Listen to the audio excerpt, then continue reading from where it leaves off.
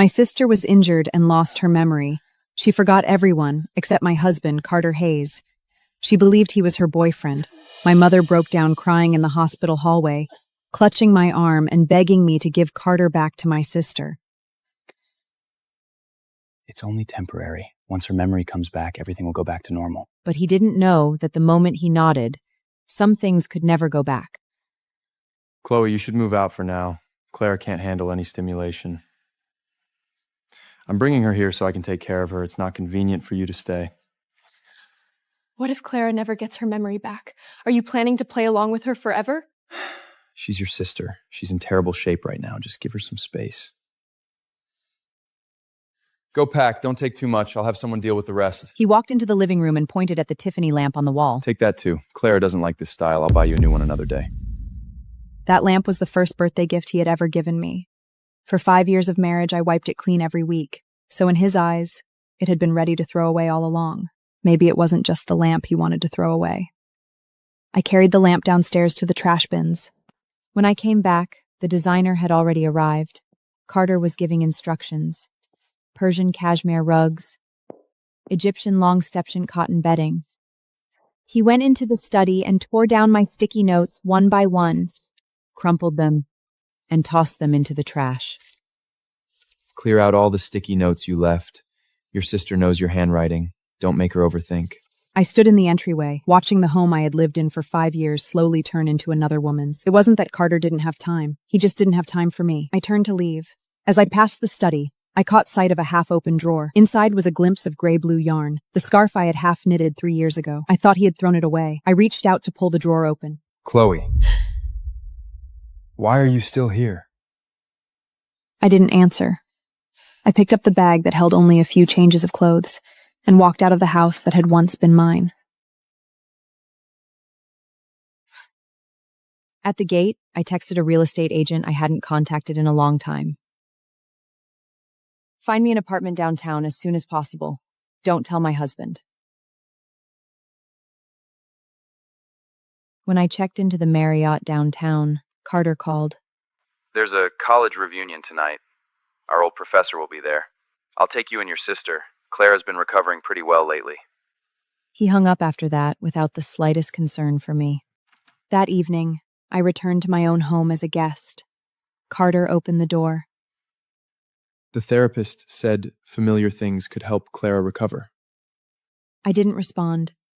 A sour ache spread through my chest. Clara came downstairs, linked her arm through Carter's, and smiled at me. Chloe, you're still the same as in college. Always tagging along. All right, stop teasing her.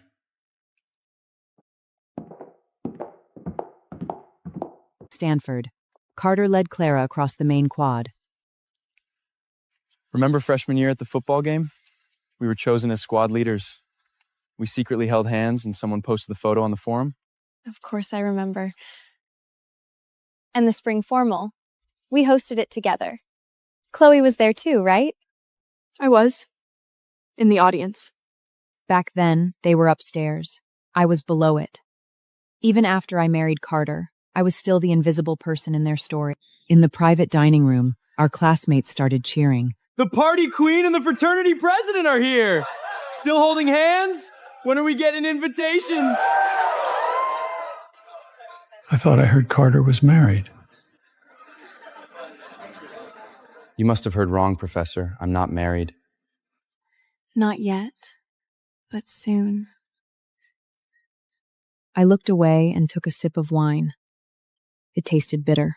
After a few rounds of drinks, a fraternity member beside me lightly nudged my elbow. Chloe, are you seeing anyone? I always wanted to ask you out back at college. I'm married. I've been married for 5 years. That was when I suddenly understood. I had signed my own ticket to hell.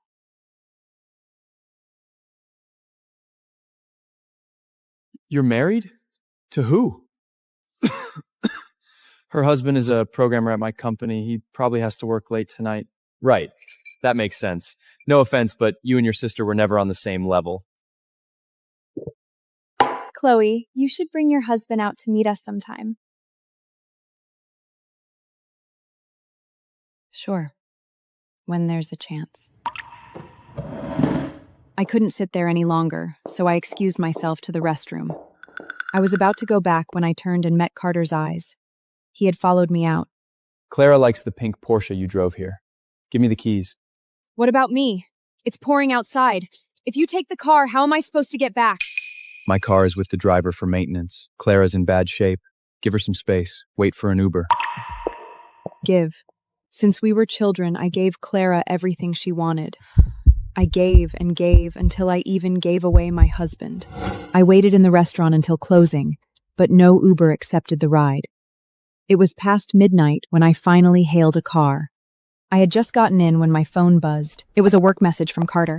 The Europe Cloud architecture proposal is urgent. Go to the office and handle it.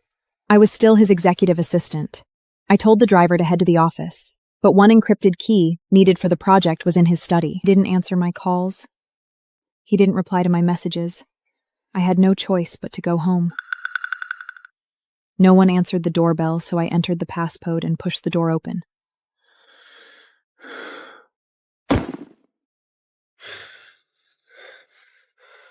Why are you here? Didn't I tell you not to come back before Claire recovers her memory?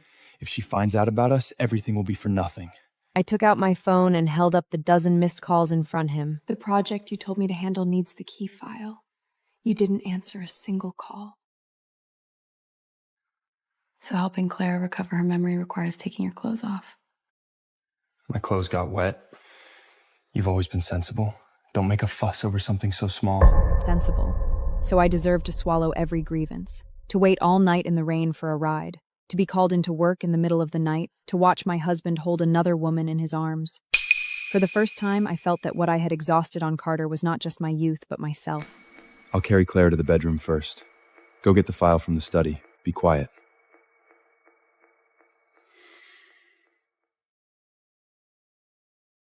I stood there and watched him disappear down the hallway. Then I went into the study and got the key file. But I was so tired, I couldn't tolerate it anymore.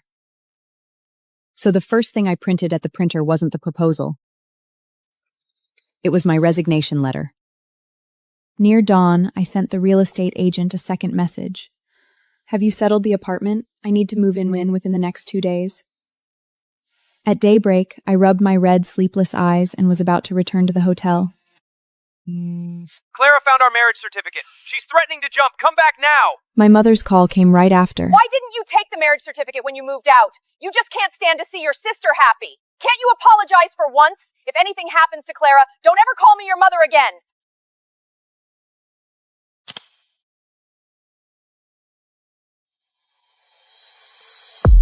I wasn't even surprised anymore. Ever since we were children, whenever Clara was unhappy, I was the one who got blamed. I rushed to the community. I had barely reached the police line when Clara pointed at me and screamed. How could you marry behind my back at City Hall? The two people I loved most betrayed me together. Clara, the only person I've ever loved is you.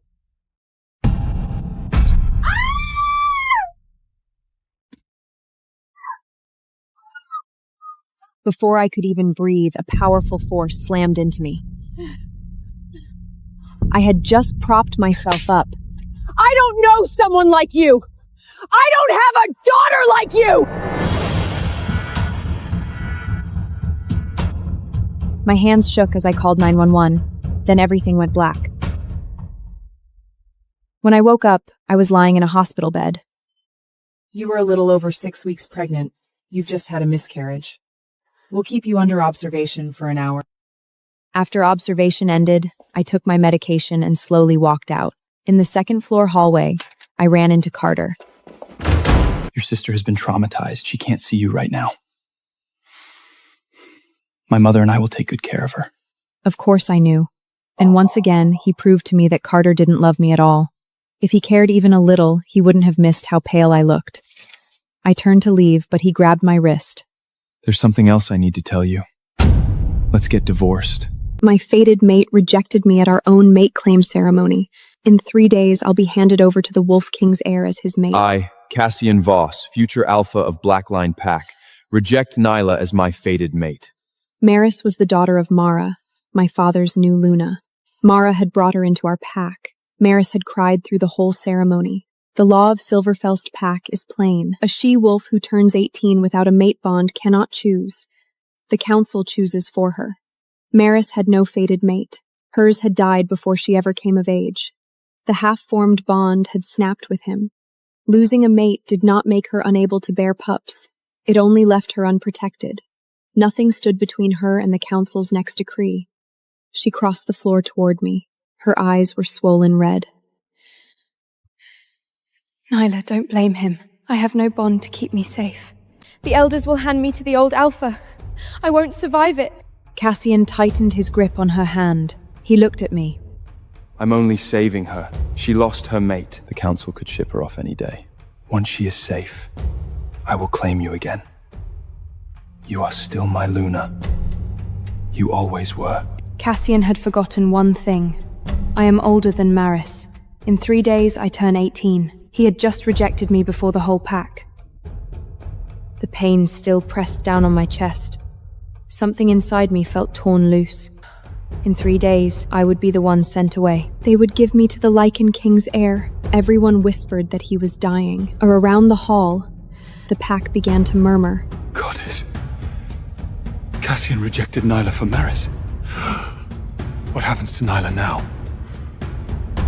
The council will marry her off! I watched the looks changed on every face. Shock softened into pity. Maris stayed tucked against Cassian's chest. She was still crying. Something ugly flickered across Cassian's face. Only now did he remember that law. Maris leaned into him. Her voice still trembled. But when she glanced at me, her mouth curved, just slightly. I looked at Cassian. All at once, I had nothing left to ask. He had already made his choice. I lifted my chin. I, Nyla, accept your rejection, Cassian Voss.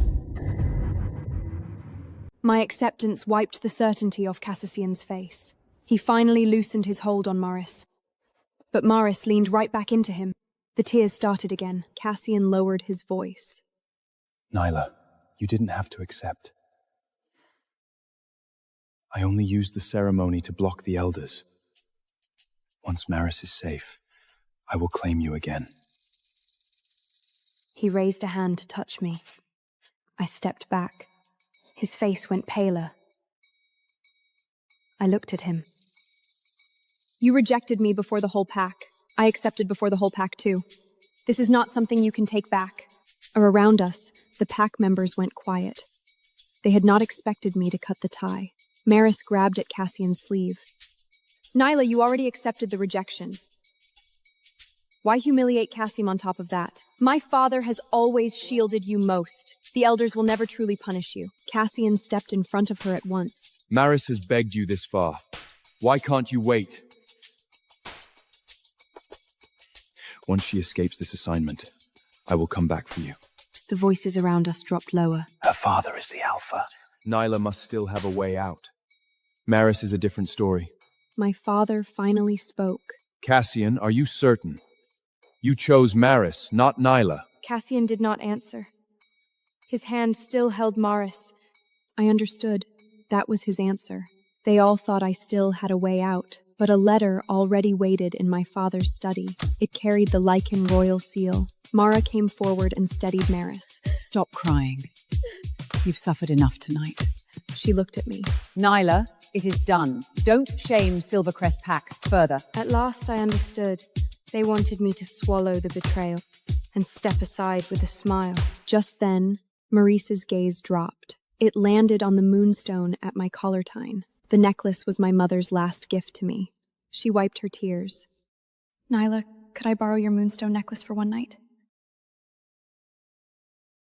I looked down at the moonstone necklace. It rested against my collarbone. My mother left it to me.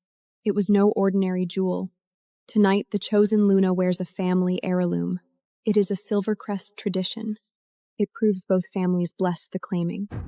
I had meant to wear it for Cassian's claim. Now Cassian had chosen Maris, and Maris had set her sights on it. She reached out, tears still on her face. Nyla, just one night. I have nothing fit for a ceremony. Cassian chose me. I can't shame Blackrush Pack. I did not move. My father's hand pressed flat on the table. Maris, that is her mother's keepsake. I looked at Mara. To her, I had never counted at all. Cassian frowned. Nyla, don't blow this up. It's only a necklace. I'll buy you a new one. Name your price. He still did not understand. He thought a gift could replace my mother's keepsake. How absurd. I looked at him. You can't afford it. Maris lowered her head at once. I knew it. Nyla still hates me. She won't even lend one necklace. My father started to speak, but Cassian moved first. He stared at the moonstone on my collar stone. His voice turned hard. Nyla, give it to her. I stepped back. Don't touch it! My hand pressed over the necklace. Cassian's hand paused for a beat, then it kept reaching for me. He truly meant to take it. In front of both packs, he would seize my mother's keepsake. The next second, his hand closed on the chain. The white gold pressed against my skin. My fingers snapped tight. He had no idea what he was about to break. Maris stared at my moonstone necklace. I was done humoring her. Maris, this one stays. I'll have my father pick a new one for you. Her eyes reddened at once. But it matches my gown best. One night, is that too much? Cassian frowned. Nyla, it's only a necklace. Why push Maris this hard? I looked at Maris. You know it isn't yours, so don't reach for it. Maris lowered her head. I know you're upset. But Cassian chose me. Tonight I stand at his side. Without a proper necklace, Blackridge Pack will think he chose wrong. Cassian's eyes turned cold. Enough! Choosing Maris was my call. Blame me if you want. Give her the necklace. I'll replace it with 2 better ones. I shielded the necklace. It was not a prop to dress up a new Luna. It was the last thing my mother left me. Even if the council sent me away, it would go with me. Maris did not want the necklace. She wanted the last thing I had left.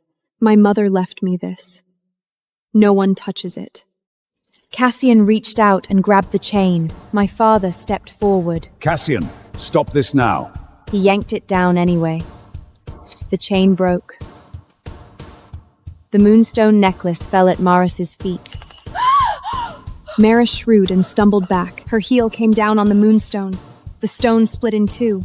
The white gold setting bent under her. Ceremony hall fell silent. Maris covered her mouth. Naya, I'm sorry. I really didn't mean to. I crouched and gathered the broken chain and stone. Cassian finally spoke. Nyla, I'll pay for it. I looked at him. You can't afford it. Maris was still crying, but she knew what she had crushed. My fist around the broken chain. This is a debt I will collect myself. Maris started to explain again. I raised my hand and slapped her. She froze, a hand pressed to her cheek. Cassian moved to block her at once. Nyla, have you lost your mind? I did not look at him. Maris, you knew this was my mother's necklace. You knew I'd refuse, so you broke it on purpose! Maris's lips went white.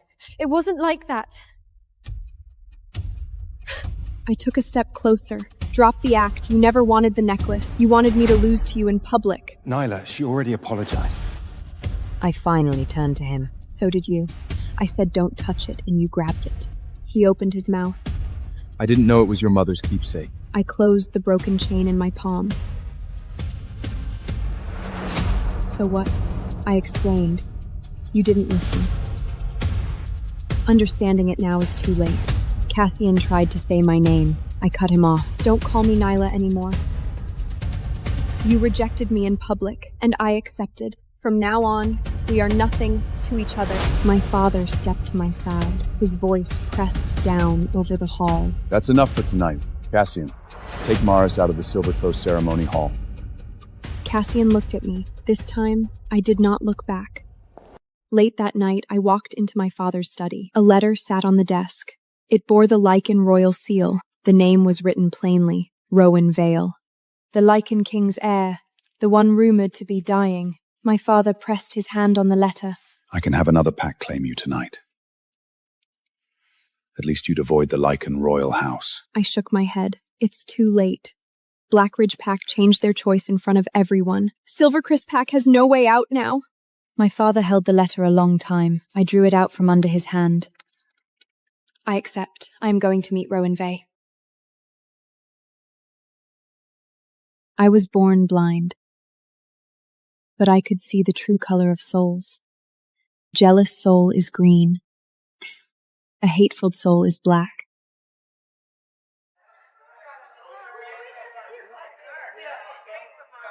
I used this gift to help Leon win the throne. Drink it, you blind wretch.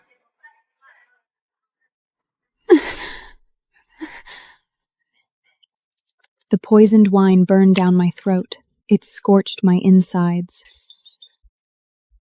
My husband gripped my jaw. King Leon, the newly crowned king. If you hadn't clung to me, you damned harlot, I would have married your sister Vanessa. She was the true-born daughter of Paus Thorn. She should be the one sitting beside me, living in luxury. Because of you, she was forced to marry that mad crown prince. He tortured her to death in his bed.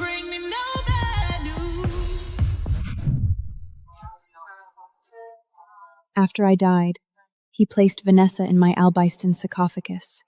He buried her in the royal crypt beneath the cathedral, with all the roots of a queen. My body was wrapped in rough sackcloth. They threw me in a pauper's grave outside Holy Scround. The crows and wild dogs ate what was left of me. He betrayed me. He killed me.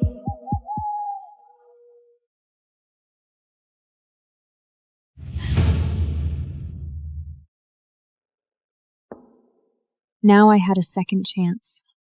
I was back at the Hearthtide Ball, the night my family chose my match. Leon dropped to one knee in front of Vanessa. His face was full of devotion. I have made my choice.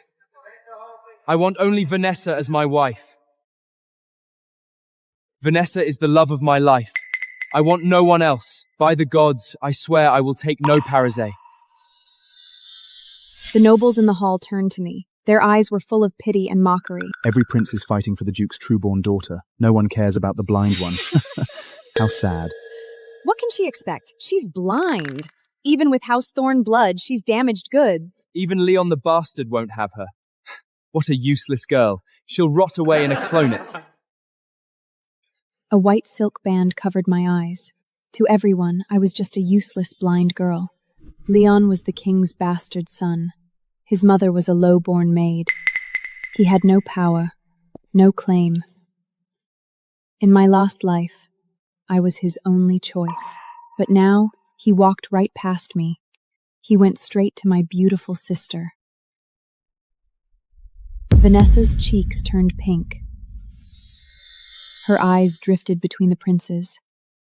In my last life, she chose the crown prince, the one most likely to take the throne. But the crown prince was a bloodthirsty madman. He could only get hard when women screamed. She died in his bed. Leon must have been reborn too. He was thinking the same thing. He knelt deeper before Vanessa. Vanessa, marry me. I swear I will make you the highest lady on this continent. As he said it, he shot me a sharp look. His eyes were full of warning and disgust. He thought he could take the crown without me, but he didn't know something. I was blind, yet I could see straight through people. My maid helped me stand. I lifted my skirt and gave a small curtsy. I am only a blind, unwanted girl. I am not worthy of a noble prince. My sister and you are a perfect match. Leon raised his eyebrows. Then he laughed. At least you know your place, blind girl. Even if you crawled and licked my boots, I would never marry you this time. My old handmaid clutched her handkerchief. Her heart broke for me. She wanted to shout. Ava can't see, but she can help anyone. I quickly grabbed her wrist. I cut her off. I looked through my veil. I scanned the princes in the hall. The second prince had a cruel mind. His soul was gray. The fourth prince was a lustful man. His soul was crimson. Compared to them, Leon hid himself the best. Vanessa lifted her chin. She wore a fake, generous smile. Ava, you may take your pick. The princes all chose me. But I am your sister. If you fancy any of them, I'll toss him your way. Her soul flared with a sickly green. It made me want to vomit it. I looked away in disgust. Of course, if no man will have you. When I become queen, you may come kneel at my feet. You can wash them like a scullery maid. Just then, a low rumbling sound came closer. The wheels of a chair rolling on stone. I turned my head.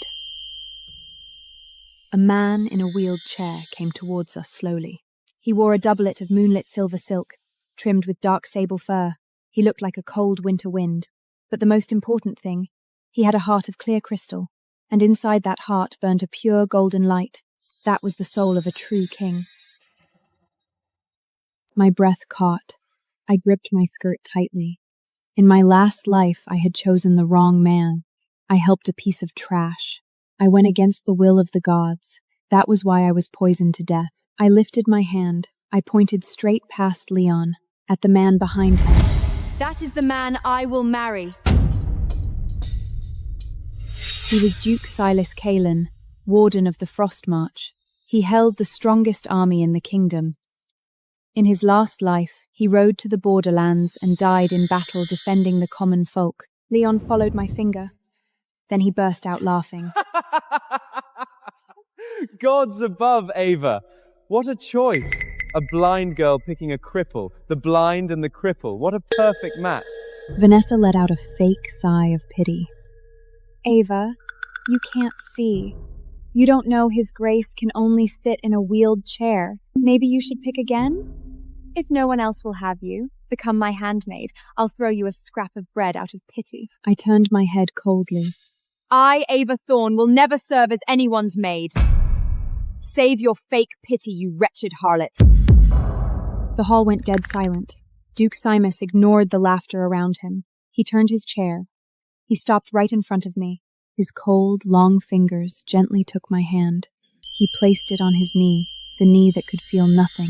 He was warning me. His legs were dead. I let my fingers slide softly down his knee. His whole body went stiff. His breath came faster. I stared at his crystal heart, the one glowing with golden light. I leaned in slightly. Your Grace, your legs. I can heal them. Leon's face twisted with jealousy and rage. He let out a sharp, ugly laugh. He pointed at my hand on Simus's knee. He roared. The betrothal isn't even sealed! Ava, you shameless harlot! He is not your betrothed, and you pour at him like some lust-mad harlot. Gods, I didn't know a blind girl knew anything about healing. Now you boast you can fix his legs? If you fail, the king will cut off your head and mount it on the city gates. Duke Simus ignored the barking dog. He leaned forward slightly. His voice was low and gentle. My legs. Can you really heal them? I curved my lips into a smile. Of course I can. I leaned close to his ear. But it will take a special kind of stimulation. Simus understood at once. His pale hand face flushed bright red, all the way to the tips of his ears. He couldn't even meet my veiled eyes. Beside us, Leon's face was dark. He stared at me and Silas. Deep in his soul, sickly green churned, the color of jealousy. I laughed coldly inside. What did he have to be jealous about? Wasn't he the one who handed me the cup of poisoned wine in my last life, all for Vanessa? After the betrothal lanquet, Leon used his Marys from the last night. He sent Vanessa her favorite jewels and mobiles. It didn't take long. The greedy woman was charmed. This time she didn't hesitate. She abandoned the mad crown rents. She chose the powerless bastard Leon. At the same time, I received a marriage contract from Duke Silas. The Vellner was sealed with the wax stamp of House Kalen. His handwriting was strong and bold, just like the man himself, sharp and noble. By chance, his wedding and Vanessa's were set on the same day. The night before the wedding, Vanessa burst into my room with her maids. Her chin was high. She threw a cheap pink rug of coarse wool at my feet. Ava, you're blind. No noble would ever marry you. Leon and I are kind. We don't mind that you're broken. As long as you obey us, we'll grant you the position of Leman.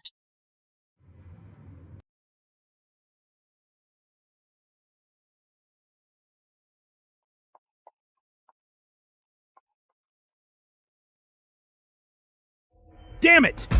Do you have any idea how much these shoes cost? I'm so sorry, sir. It was an accident. Let me help you. Keep your filthy hands off me! Get on your knees and scrub it with your tongue, right now, or I'll have your manager fire you. Hey! That's enough! A janitor? You're a freaking janitor and you're touching me with your disgusting rag? Manager! Get over here! I want this trash arrested and thrown in the gutter!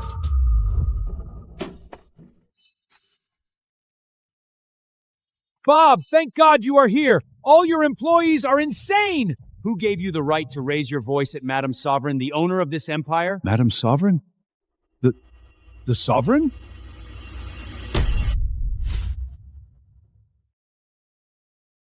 Please, ma'am, I didn't know. I'm Mark Nate. We have the merger meeting today. Please give me one chance. A man who bullies a little girl doesn't deserve my money. The merger is off, and I'll make sure Nate Group never gets a single dime of investment in this city. Get lost. Please, please. No!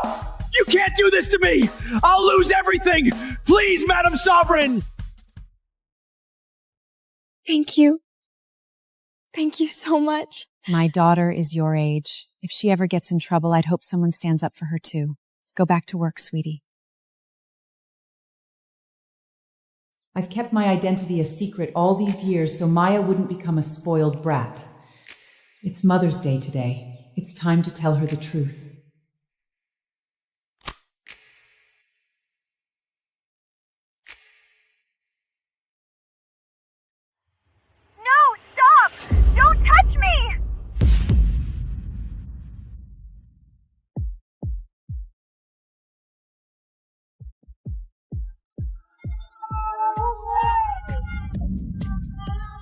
Enjoy! Just a few more hours. With today's tips, I can finally buy Vyson that watch for his birthday. Hey, waitress! We need some drinks over here!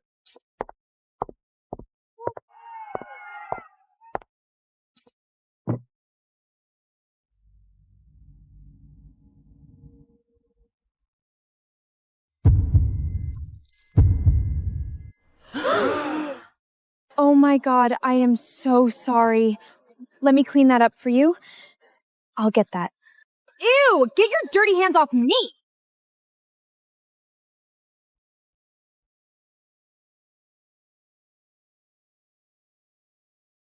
Girls, this fucking waitress ruined my mood. How should we teach her a lesson? How about we cool her down?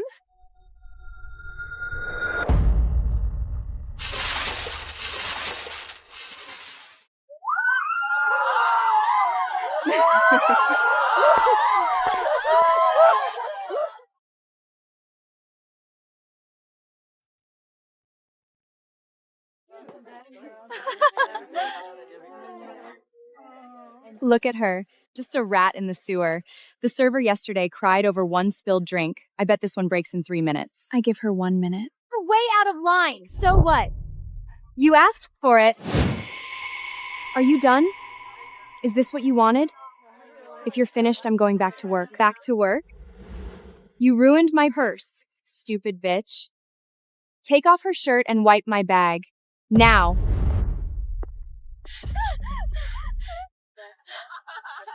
Please stop! Let go of me! Stop fighting it, trash. Look at her. She actually thinks someone's gonna save her. Get off me! Wyson, help me! Hey, what's wrong? Is the helper bothering you?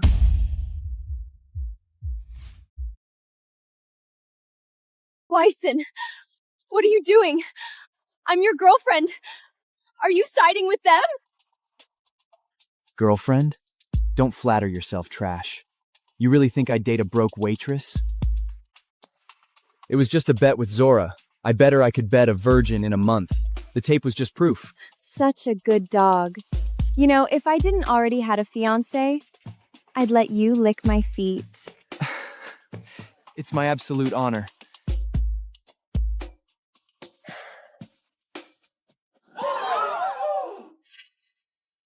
You disgusting pig! Fucking bitch. How dare you? Pin her down! I'm gonna rip that cheap uniform off myself and give everyone a good show! No! Stop! Don't touch me!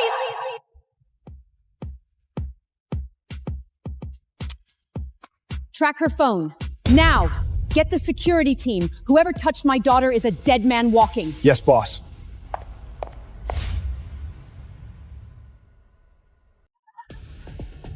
I bet she's still wearing granny panties. Let's find out.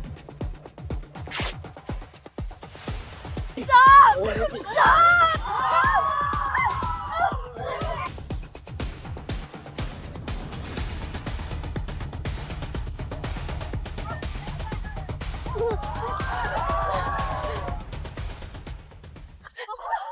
Give it back! That's my mother's! Your mother's, huh? You know, I don't get why poor people even have kids. You're just a burden on the rest of us. Give it back! Do you think money lets you get away with anything? I'm calling the cops! Are you out of your fucking mind? Do you even know who she is? She's Zora Nate. Her dad is Mark Nate. Nate Group is merging with Sovereign Group today. Have you heard of Eleanor Sovereign? The richest and most powerful person in the world. Eleanor Sovereign? That's my mother's name. What? Save it. Comparing your cleaner mom to Madame Sovereign? You're completely brain dead. I'll give you a chance, Brokey. Eat that cake off the floor, and I might just give it back. You're sick! Look, guys! The little ghetto rat is loving her meal.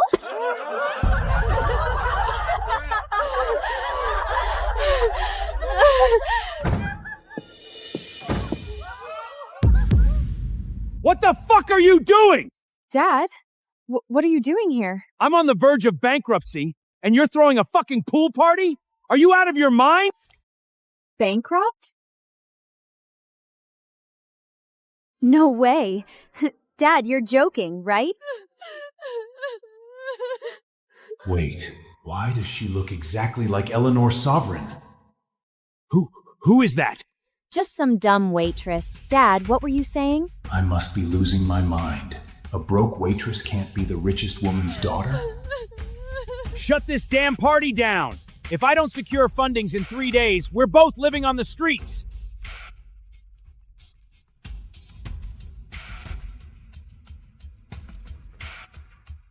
Sora, did your dad just say you guys are going broke?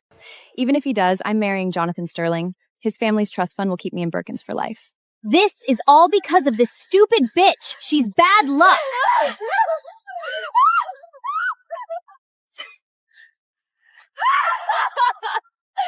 What are you doing?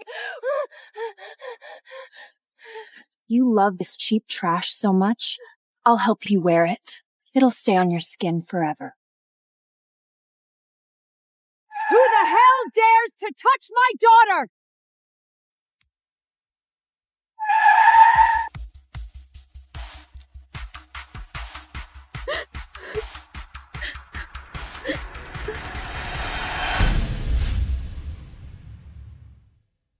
The moment my dress split, the livestream camera was pointed straight at me. Rip, navy silk burst open at the lower back. On the big screen, my humiliating back view was enlarged to 3 meters tall. Then someone laughed. Oh my God, did she force herself into that? No wonder Noah never brings her out. Who wants everyone to see his wife has gotten that fat? Stop it. If you keep laughing, the other side of her dress will split too. Below the stage, my husband, Noah West, was holding Vivian Lane's arm. His first love. She wore the exact same dress as me. It fit, slim and elegant, making her look like the real Mrs. West. But I had long since gained weight and grown heavy. For 6 years, I hid my identity as the Grant heiress, used my trust fund to save my husband's hotel, gave birth to Mason, cared for the family, and endured my mother-in-law Margaret's humiliation. Postpartum medication and stress had made my body spin out of control, and I thought tonight they had finally accepted me, that it was a new beginning. When I saw the mockery and triumphant smile on Margaret's face, I remembered that she was the one who insisted I wear this dress tonight. Only then did I understand this was a humiliation set up from beginning to end. Margaret ordered quietly behind me. Get down. Don't make people think the West family can't even present its own wife. I had just stepped down when the dress split again. Laughter rose everywhere. Noah finally looked at me. He did not take off his jacket. He did not come closer. He only frowned and said, Ivy, why do you always manage to make things so ugly? No, this was Margaret. I had just started to speak when Vivian came over with a trowel. In front of the cameras, she gently covered my back. But when she leaned close, she laughed softly by my ear. Don't blame Noah. Men are all afraid of being dragged down by a wife like this. Before I could speak, a small figure rushed onto the stage. Mason took off his little suit jacket and desperately blocked my back. Don't look at my mommy! The whole room stopped laughing. Noah's face darkened. Mason, get down. Ivy, you can't even do something as simple as watch a child? Mason looked at him with red eyes. Daddy, why aren't you helping Mommy? Margaret immediately ordered someone to take the child away. I shielded Mason. To shift the awkwardness, she suddenly looked at me coldly. Ivy, since you are already unstrage, where is my birthday gift? Vivian opened a velvet box before me. Inside was a blue diamond necklace. Aunt Margaret, happy birthday. This is Master Elliot's private custom design. I had to use many connections to get it. Margaret finally smiled. Vivian is still the one who understands my heart. Then she looked at me. And yours? All the cameras turned back to me. I opened my own box. Inside lay an identical blue diamond necklace. The entire room exploded. How can there be two? Isn't a private design supposed to be unique? One of them has to be fake. Noah walked up to me and lowered his voice. Apologize now, and I can still clean this up for you. I looked at him. You don't even ask how I got it. Vivian sighed. Noah, don't blame her. She just wants to be accepted too much. That sentence was a knife, because I really had wanted to be accepted so badly. I had endured for 6 years, until they all forgot who I had originally been. Margaret reached out to snatch my box. Mason subtly blocked her. That's Mommy's! His small voice trembled, but it was clearly picked up by the microphone. Daddy's company money came from Mommy too! The banquet hall went completely silent. Noah's face went white for an instant. Margaret snapped. Who taught you to spout nonsense? Just then, Vivian moved closer to me. Wronged tears still hung on her face, but where the cameras could not see, her hand gripped my wrist hard. Ivy, do you really think tonight can still be your win? The next second, she threw herself backward. The champagne tower collapsed with a crash. Glass shattered, red wine splashed. Her wrist was cut open, and she cried. Noah, don't blame Ivy! Noah rushed over. Without hesitation, he shoved me aside. Ivy, are you insane? My lower back slammed hard into the corner of a table. Agony tore through my abdomen. Mason screamed. Mommy! But Noah picked up Vivian and strode away. Not once did he look back. Every camera followed them. All of New York saw Noah carry away his first love. But no one saw the dark blood spreading from beneath my split skirt. That night, I finally understood. This was not the last chance the West family had given me. It was the last chance I had given Noah, and he destroyed it with his own hands. The ambulance lights burned my eyes. Mason gripped my hand tightly. Mommy, please don't sleep. You promised you would take me to school tomorrow. I wanted to touch his cheek. My arm would not lift. A nurse asked. Where is her husband? Mason answered through sobs. He left with another woman! The nurse froze completely. The emergency room doors closed. A doctor examined me twice, then her expression turned cautious. Mrs. West, you were pregnant. About 5 weeks. The bleeding was too severe. We couldn't save the baby. The ceiling above me blurred. My child had come quietly. My child had left violently, before I had even known. The doctor looked at my chart. Your hormone levels are very strange. Have you taken any medication recently? Postpartum metabolic pills, I said, prescribed by the West family doctor. Her expression changed immediately. Bring those pills in for testing. This does not look normal. Later, I stood outside Vivian's hospital room. Noah sat by her bed. He wrapped a blanket around her. His voice was painfully gentle. As long as you're all right. Ivy went too far tonight. I will make her apologize.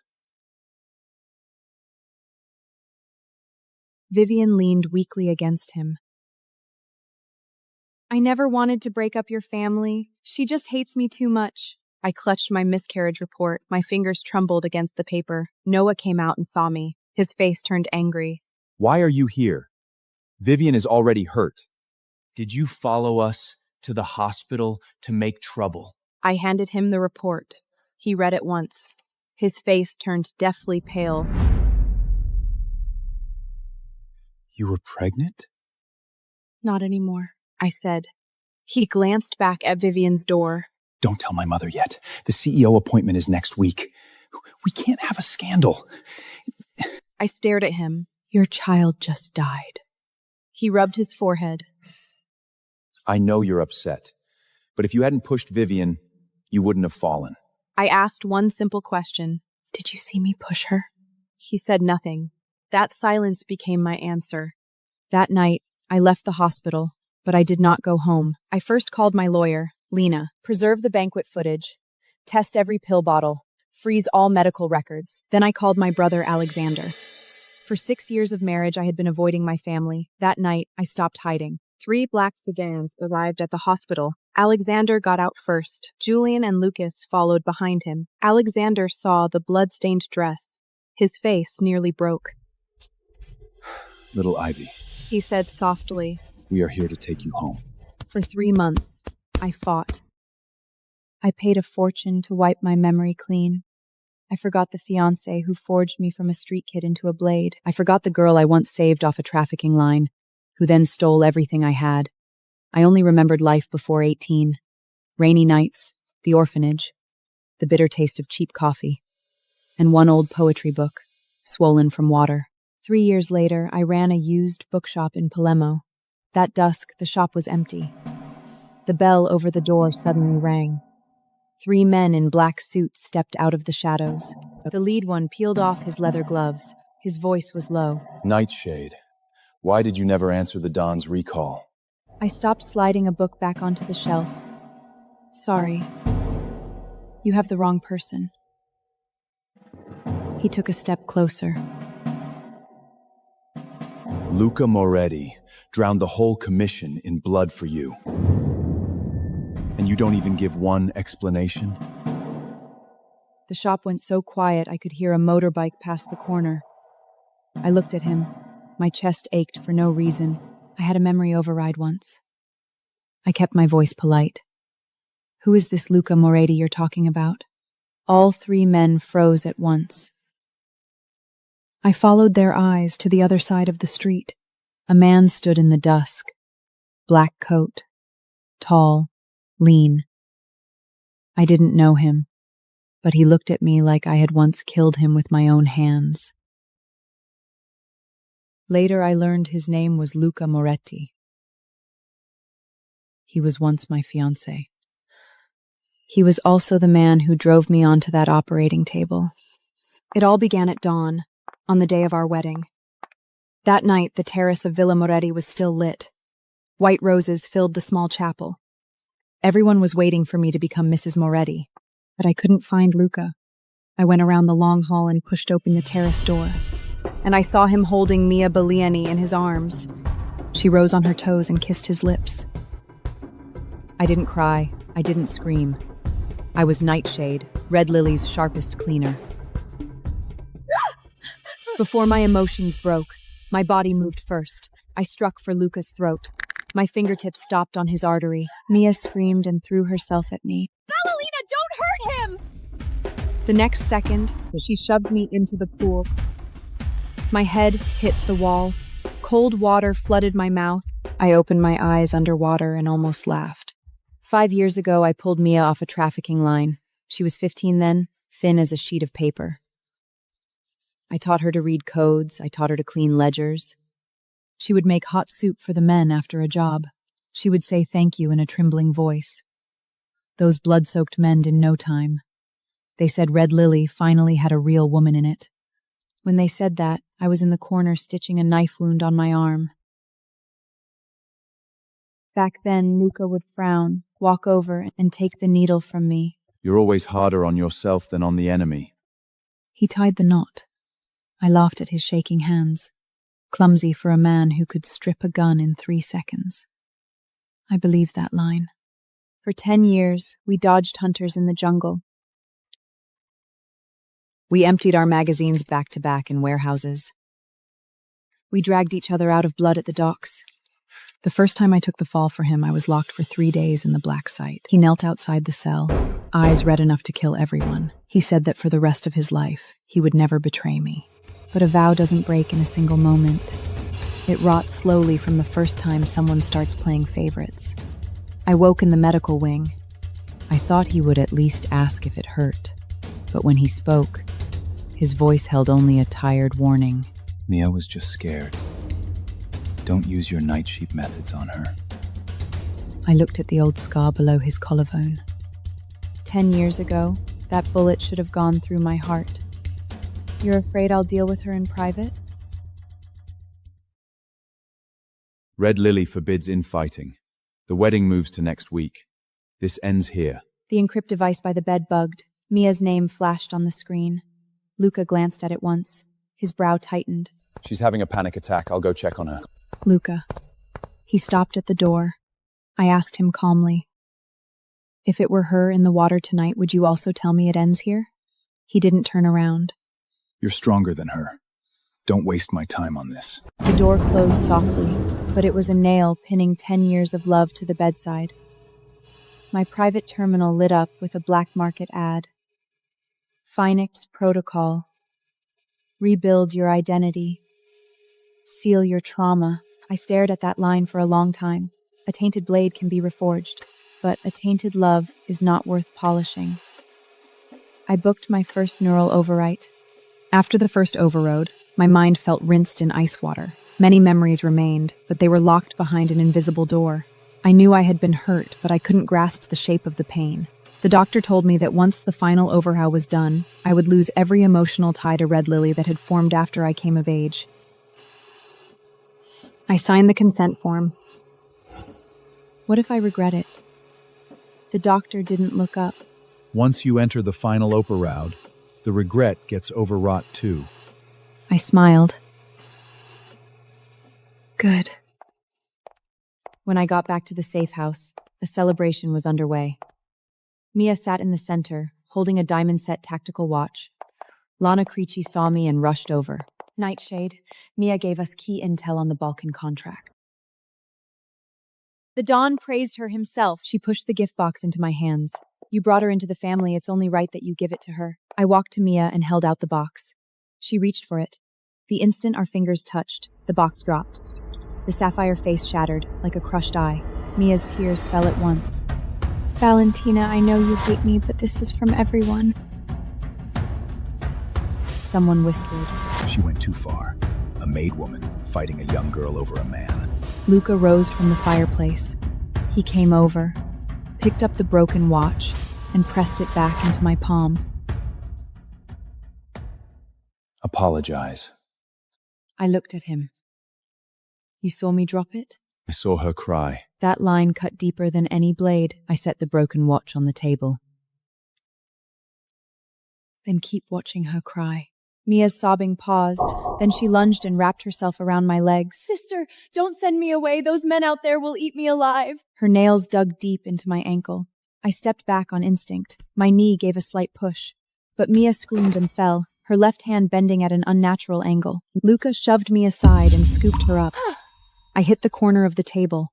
A dull pain spread through my side. You have disappointed me. I braced myself against the table and didn't look at anyone. Luca. I applied a leave red lily. The whole safe house went silent. Luca sneered. How many days do you think you'd survive outside the family? My fated mate rejected me at our own mate claim ceremony. In 3 days, I'll be handed over to the Wolf King's heir as his mate. I, Cassian Voss, future alpha of Blackline Pack, reject Nyla as my fated mate. Maris was the daughter of Mara, my father's new Luna. Mara had brought her into our pack. Maris had cried through the whole ceremony. The law of Silverfelst Pack is plain. A she-wolf who turns 18 without a mate bond cannot choose. The council chooses for her. Maris had no fated mate. Hers had died before she ever came of age. The half-formed bond had snapped with him. Losing a mate did not make her unable to bear pups. It only left her unprotected. Nothing stood between her and the council's next decree. She crossed the floor toward me. Her eyes were swollen red. Nyla, don't blame him. I have no bond to keep me safe. The elders will hand me to the old alpha. I won't survive it. Cassian tightened his grip on her hand. He looked at me. I'm only saving her. She lost her mate. The council could ship her off any day. Once she is safe, I will claim you again. You are still my Luna. You always were. Cassian had forgotten one thing. I am older than Maris. In 3 days, I turn 18. He had just rejected me before the whole pack. The pain still pressed down on my chest. Something inside me felt torn loose. In 3 days, I would be the one sent away. They would give me to the Lycan King's heir. Everyone whispered that he was dying. Around the hall, the pack began to murmur. Goddess. Cassian rejected Nyla for Maris. What happens to Nyla now? The council will marry her off! I watched the looks changed on every face. Shock softened into pity. Maris stayed tucked against Cassian's chest. She was still crying. Something ugly flickered across Cassian's face. Only now did he remember that law. Maris leaned into him. Her voice still trembled. But when she glanced at me, her mouth curved, just slightly. I looked at Cassian. All at once, I had nothing left to ask. He had already made his choice. I lifted my chin. I, Nyla, accept your rejection, Cassian Voss. My acceptance wiped the certainty off Cassian's face. He finally loosened his hold on Maris. But Maris leaned right back into him. The tears started again. Cassian lowered his voice. Nyla, you didn't have to accept. I only used the ceremony to block the elders. Once Maris is safe, I will claim you again. He raised a hand to touch me. I stepped back. His face went paler. I looked at him. You rejected me before the whole pack. I accepted before the whole pack too. This is not something you can take back. Around us, the pack members went quiet. They had not expected me to cut the tie. Maris grabbed at Cassian's sleeve. Nyla, you already accepted the rejection. Why humiliate Cassian on top of that? My father has always shielded you most. The elders will never truly punish you. Cassian stepped in front of her at once. Maris has begged you this far. Why can't you wait? Once she escapes this assignment, I will come back for you. The voices around us dropped lower. Her father is the alpha. Nyla must still have a way out. Maris is a different story. My father finally spoke. Cassian, are you certain? You chose Maris, not Nyla. Cassian did not answer.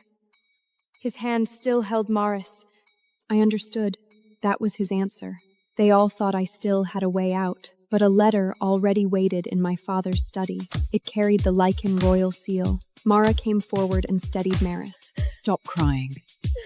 You've suffered enough tonight. She looked at me.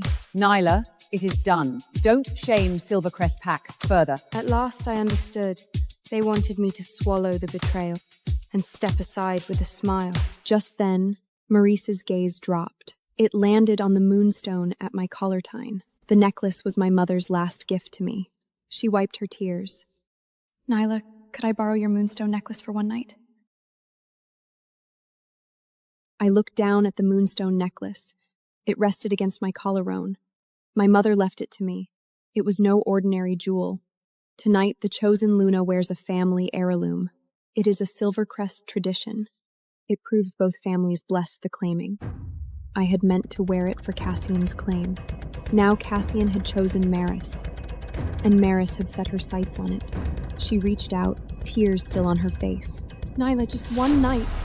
I have nothing fit for a ceremony. Cassian chose me. I can't shame Blackrush Pack. I did not move. My father's hand pressed flat on the table. Maris, that is her mother's keepsake. I looked at Mara. To her, I had never counted at all. Cassian frowned. Nyla, don't blow this up. It's only a necklace. I'll buy you a new one. Name your price. He still did not understand. He thought a gift could replace my mother's keepsake. How absurd. I looked at him. You can't afford it. Maris lowered her head at once. I knew it. Nyla still hates me. She won't even lend one necklace.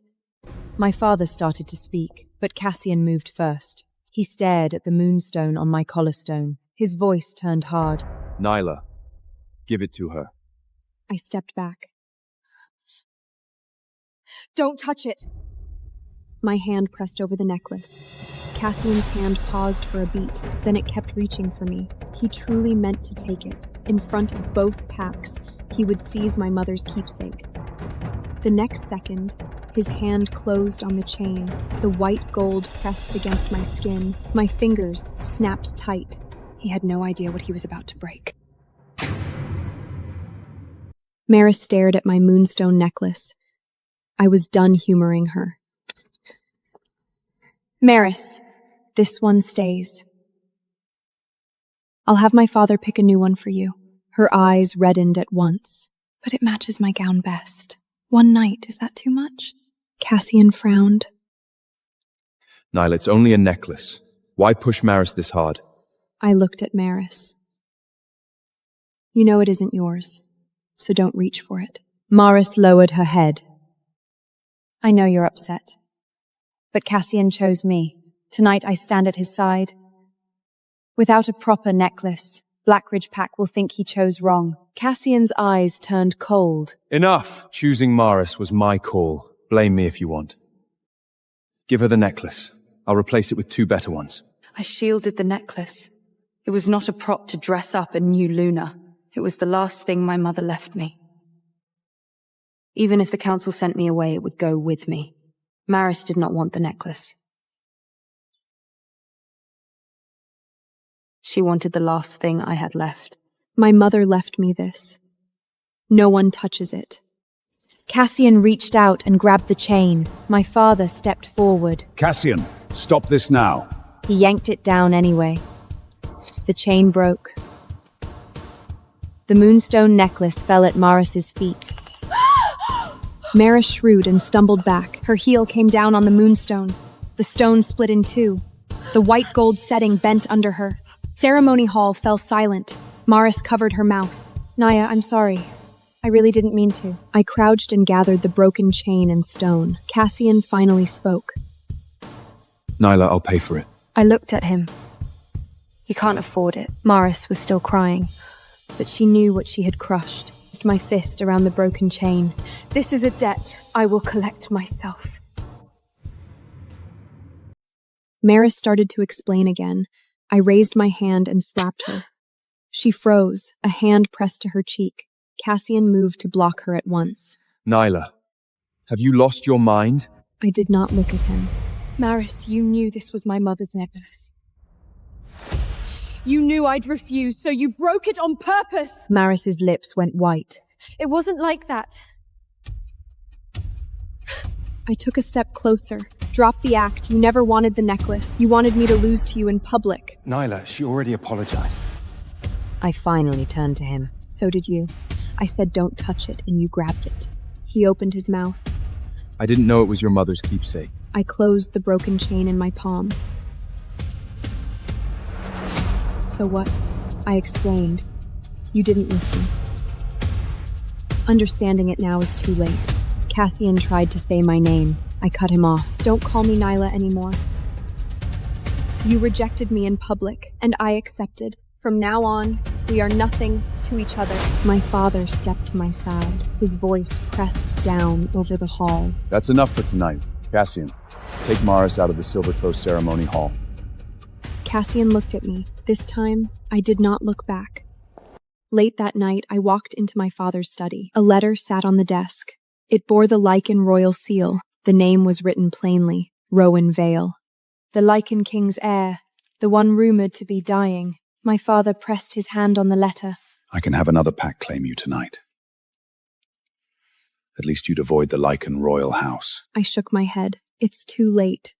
Blackridge Pack changed their choice in front of everyone. Silvercrest Pack has no way out now. My father held the letter a long time. I drew it out from under his hand. I accept. I am going to meet Rowan Vale. On the day I married Sebastian, a car hit and killed my mother.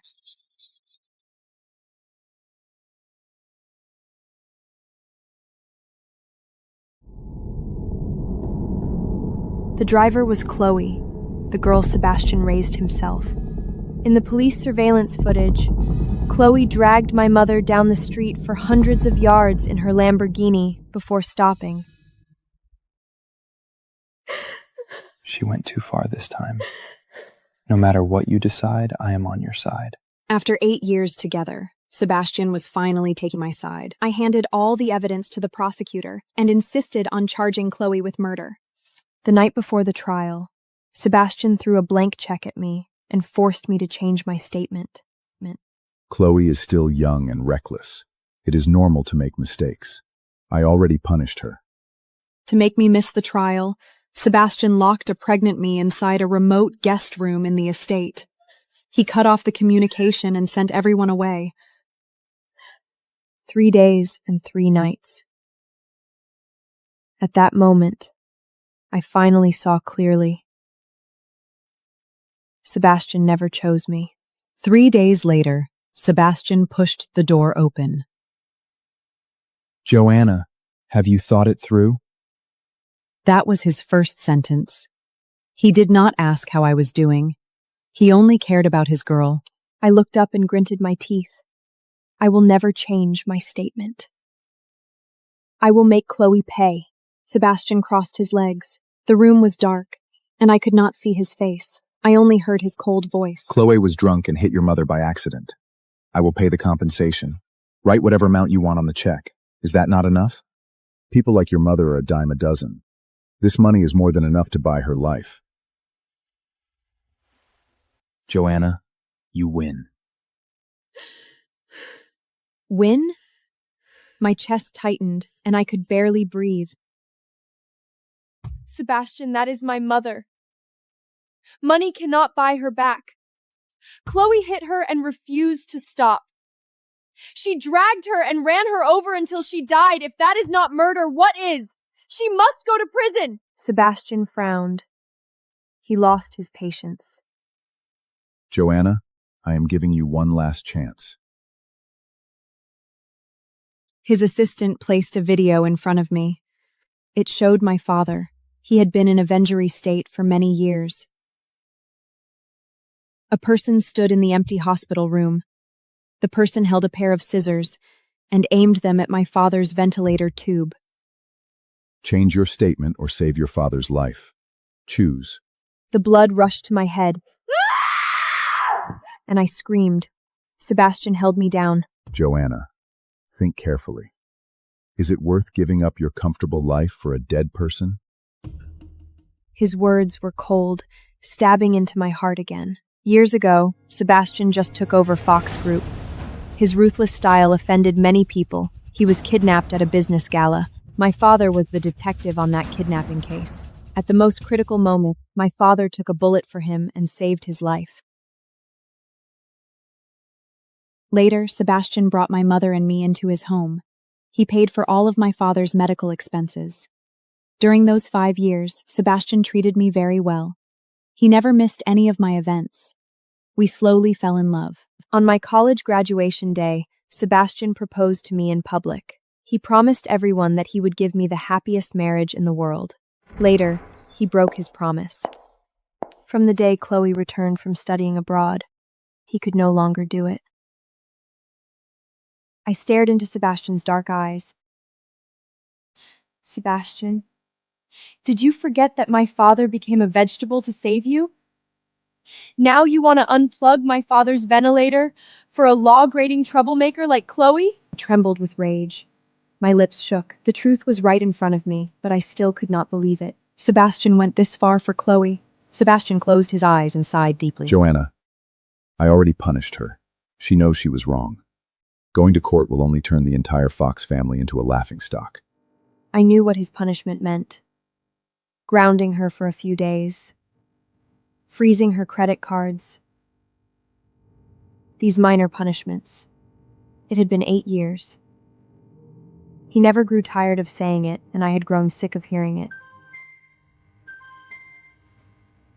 After Chloe returned, whenever Sebastian and I spent a few minutes together, she would call and take him away. She either cried about committing suicide every day, or she caused trouble and waited for Sebastian to clean up her mess. Sebastian told me to ignore her, but he was always the first to rush over. I was left behind countless times. Every time he abandoned me, he would coax me with a few wetnesses. She has no parents, and I raised her myself. I have to be responsible for her. She is spoiled, but she is not a bad person. She is still young. Give her some time. Until this time, to stop Sebastian and me from getting married, she drove her car and killed my mother. I thought Sebastian had common sense when it came to major things. Now I see he does not. His heart has always belonged to Chloe. I stared at the video. The tears I held back for weeks finally fell. Sebastian, I agree. A flash of pleasant surprise crossed his eyes, and the smile on his lips was blinding. Joanna, I knew you would understand. In 7 days, we will have another grand wedding, okay? I did not nod or shake my head. I endured the pain and signed the new statement. Every stroke felt like a knife cutting my heart. That night, I saw Chloe post on Instagram, celebrating that she did not have to go to prison. Behind the party photos was a pile of luxury gifts. The most expensive one was a vintage luxury watch. It was worth $3 million.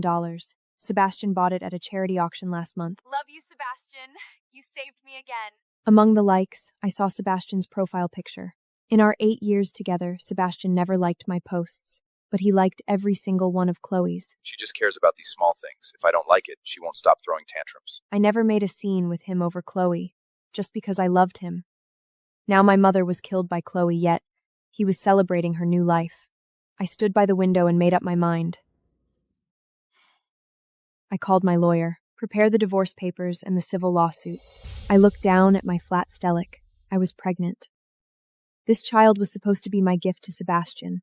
Now, he did not deserve it. No matter how hard the road ahead would be, I would keep this child alone. The next day, I held a memorial service for my mother at the church. Her urn sat on the long table at the very front, surrounded by her favorite white roses. Sebastian arrived, holding at Chloe's hand. When I saw them, Chloe was leaning down to place her flowers among the white roses in front of the urn. "Who allowed you to come?" My face turned pale, and I slapped the flowers out of her hand. The bouquet hit the back of her hand and scattered all over the floor. Chloe screamed, pulled her hand back, and hid in Sebastian's arms. Sebastian, it hurts. Sebastian stared at her red hand, and his eyes instantly turned cold. She just came to bring flowers. Joanna, did you really have to hit her? Chloe's eyes turned red, and tears welled up. She grabbed my arm with a wronged expression. "Joanna, I am sorry. I wanted to give you two a wedding gift that day. I really did not know it would turn out like this. Sebastian already punished me severely. I know I was wrong, really." Chloe was best at this play, playing the victim and acting innocent, and Sebastian always fell for it. In the past, I tolerated her for Sebastian's sake. Now, I would not. "Sebastian, I am saying this for the last time. Take her away." Everyone present knew that Chloe drove the car and killed my mother.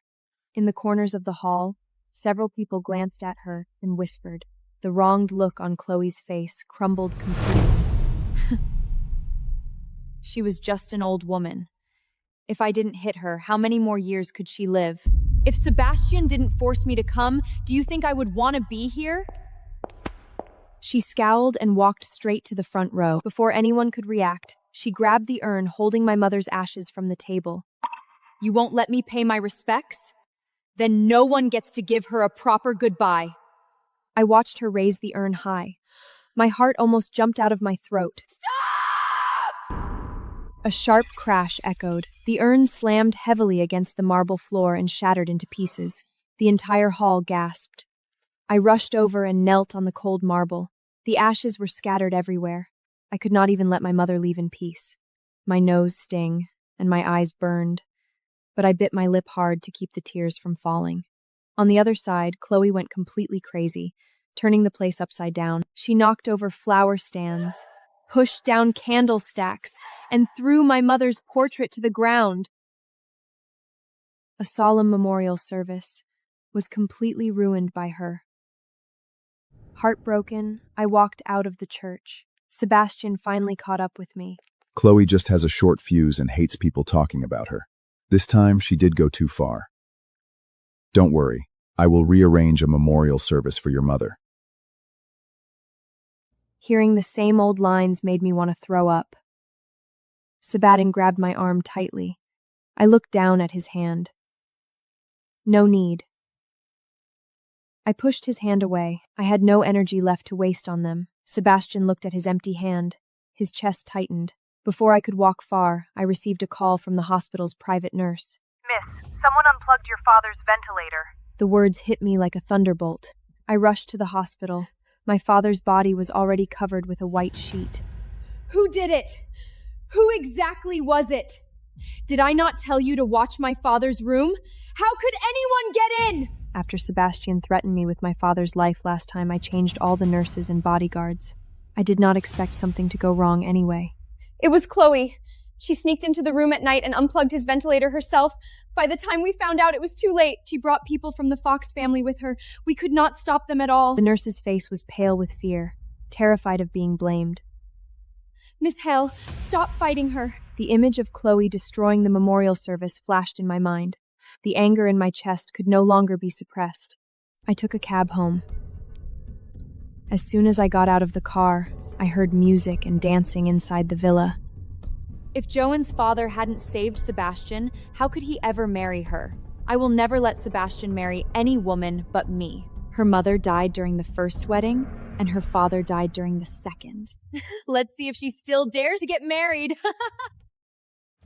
Chloe's arrogant voice pierced my ears, and my head exploded with rage. I kicked the villa door open. I walked right up to Chloe.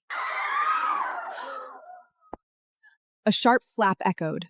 I slapped her across the face. When the wedding reached the exchange of vows, the entire Manhattan Art Museum fell silent.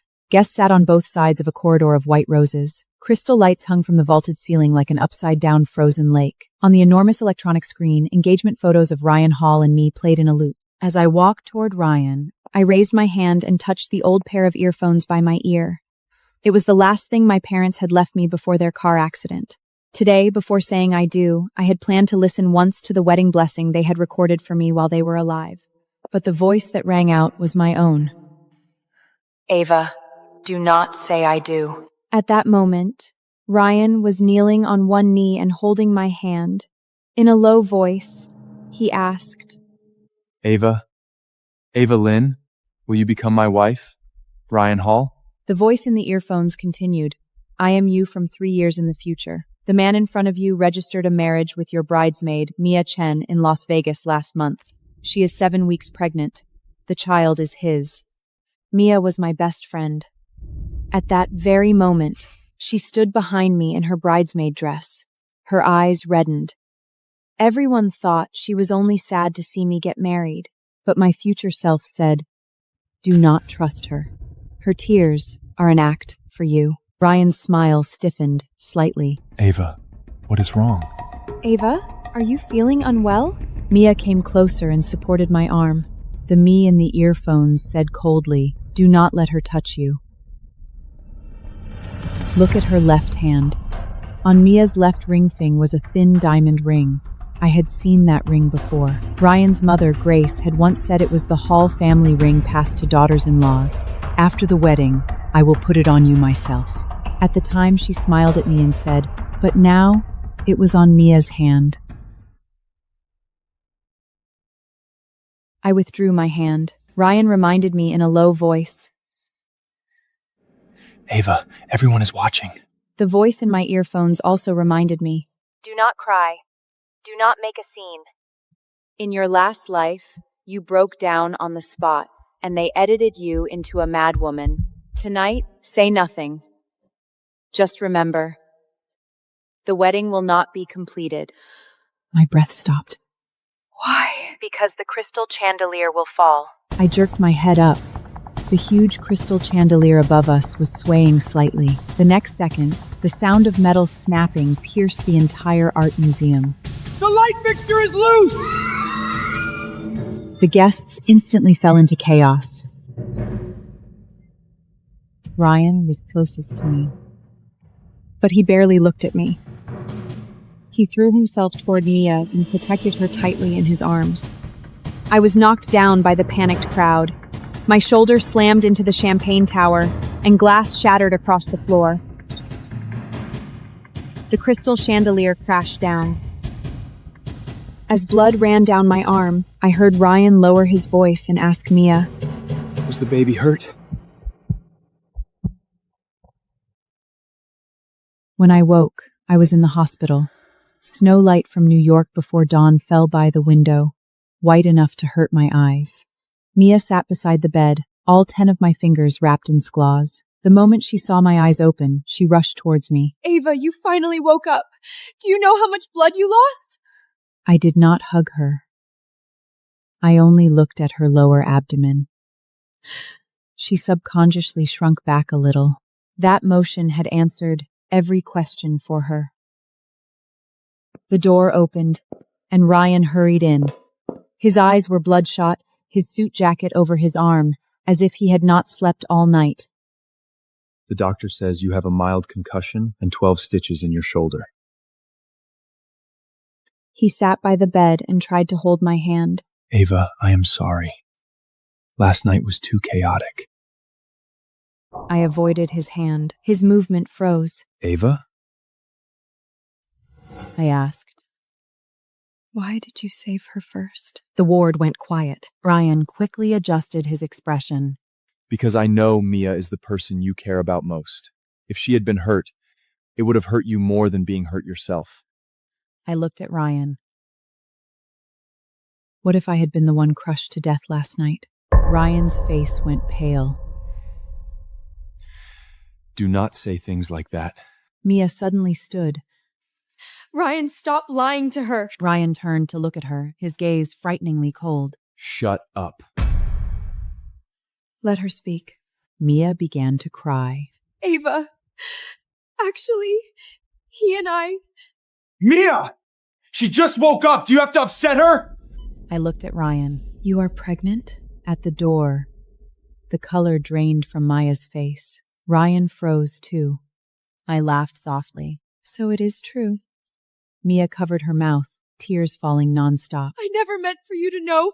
I really never meant to hurt you. Not wanting me to know and not wanting to hurt me are two different things. It's complicated. I looked at him. So complicated that you and she have already registered a marriage in Las Vegas? Ryan's pupils shrank. Mia froze too. How do you know? The me in the earbuds warned me. Do not explain the earphones. Let them be afraid. I did not answer. Ryan took a step closer. Ava, listen to me.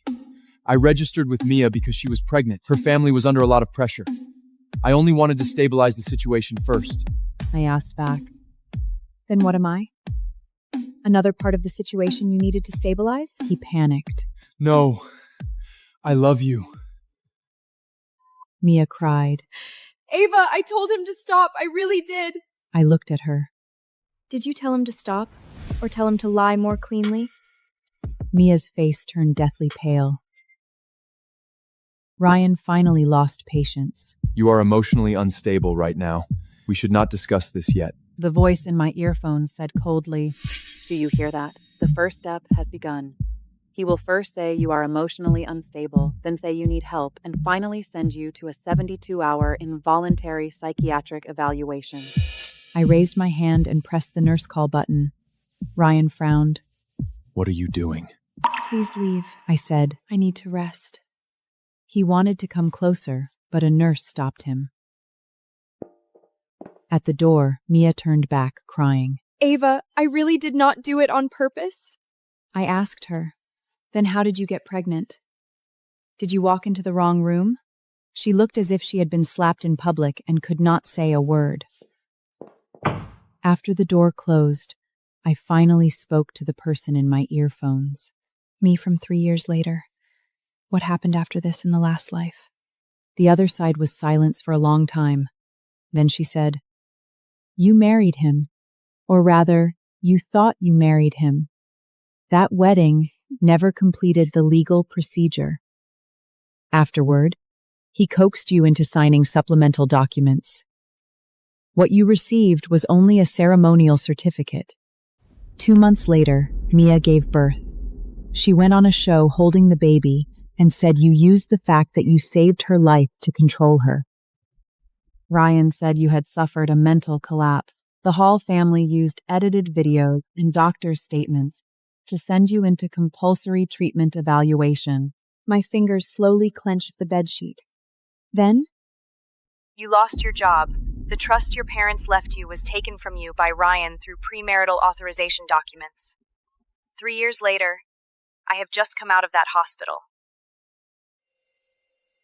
I closed my eyes. When I opened them again, I asked, "What should I do?" Don't cry. Don't make a scene. Don't give them footage to edit. Collect evidence and find a lawyer. When they arrange the supplementary signing ceremony, make them lie in front of the cameras. I did not cancel the follow-up signing ceremony. After the chandelier fell, last night's wedding was forced to stop. Ryan quickly explained to the outside world that I need to rest because my injuries, and the official documents would be signed after I recovered. He thought I did not know. That so-called official document would never be submitted to the county clerk. The next afternoon, Ryan came to the hospital again. He carried the Thai food I usually ate, sat by my bed, and spoke carefully. You did not eat last night. Have a little. The instant he opened the container, the smell of peanut sauce rushed out. I was allergic to peanuts, Ryan knew. When we first got together, I had been sent to the emergency room because a restaurant served the wrong dish. He carried me into the hospital, his hands shaking so badly he could barely sign the forms. After that day, he cleared out everything containing peanuts from his home. He had said, Ava, I will remember every small thing about you. Now, with his own hands, he placed peanut cold noodles in front of me. Ryan's face changed. The restaurant packed the wrong order. I will change it right away. The me in the earbug said, It was not packed wrong. That portion is Mia's. Peanut cold noodles from this place are her favorite. I looked at him. You just said you bought this. He stiffened. I asked my assistant to pick it up. There may have been a communication mistake.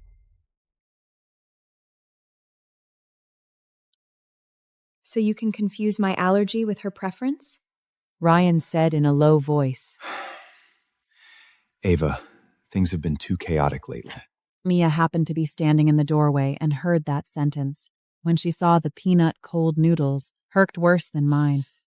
You even forgot her allergy? Ryan turned irritably. What right do you have to criticize me? Mia sneered. At least I did not plan to make her wear a wedding dress to a fake wedding. Ryan's expression changed. I said, Both of you, get out. Ryan immediately softened his voice. Ava, we can postpone the signing. Your health matters most. I said. Not postpone. Tomorrow, as planned. He froze. Are you sure? I nodded. I want to see with my own eyes how you marry me. Ryan thought I had softened. Even relief floated into his eyes. I knew you would not leave me. After they left, I called my lawyer, Jonathan. Jonathan was my university classmate and now worked at a Manhattan law firm. After hearing everything, he asked only, Do you want to settle privately or fight publicly? I looked at the peanut noodles. Publicly. I also contacted investigative journalist Claire. She was a friend of my parents and had investigated financial scandals in tech companies. Claire asked, Are you sure you want to drag the Hall family into this? I said. They already dragged me in. The me in the earbuds gave intermittent instructions. Check Nevada marriage records, Ryan Hall, Mia Chen, also his private email keyword ceremony packet. Be careful, the signal is unstable. I cannot stay online forever. Every time you change one piece of the future, I will lose a piece of memory. My heart tightened. Will you disappear? If you win, I will no longer need to exist. 20 minutes later, Jonathan sent the documents. Ryan Hall and Mia Chen had registered a marriage in Las Vegas 1 month earlier. Marital status, valid. The second document was the signing procedure packet from Ryan's private email. It stated, use a ceremonial certificate on site. Do not file with the county clerk. The officiant serves only as ceremony witness. Tell the bride that the marriage license has already been processed by the team. In other words, tomorrow's signing was only a performance staged for me. I asked the version of myself in the earphones. What did I do after I discovered it in my last life? You rushed to hit Mia and smashed Ryan's car.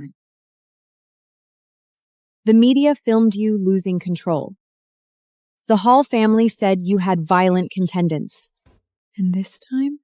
Play the recording on the big screen. Have someone from the county clerk verify the license on the spot. Let Claire livestream. Make Ryan admit it with his own mouth. I backed up every document to 3 cloud accounts and sent Jonathan and Claire.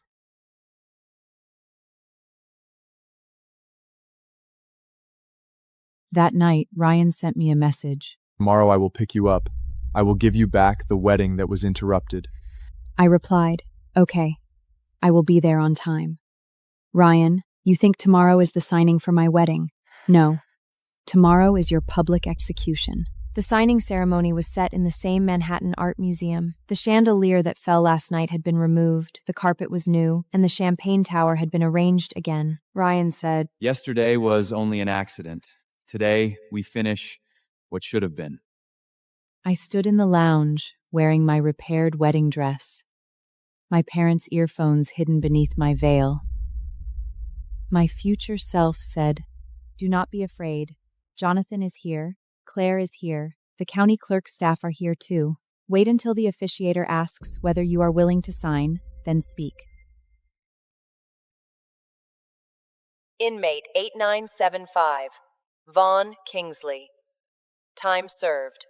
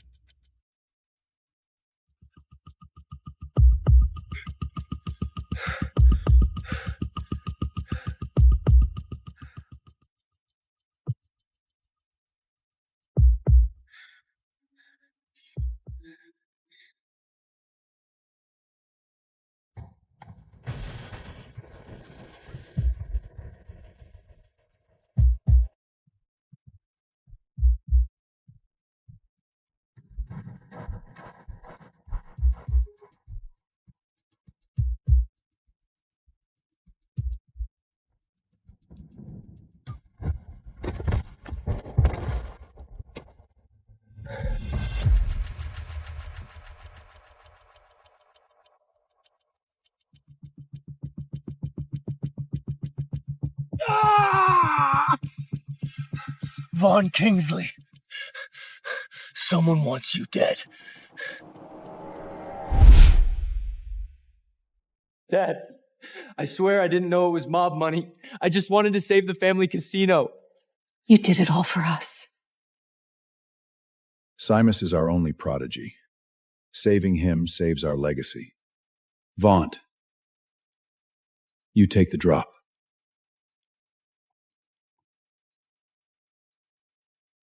Me? I am your own flesh and blood. You sacrifice me because I don't gamble? No! Even if they ruin my hands, I won't burden you. Vaughn! You only take our money and never work for the casino. It is time for you to take responsibility. If I do the time, will you love me like him? Of course. We will compensate you when you return. When you are back, you will work in the casino. Fine.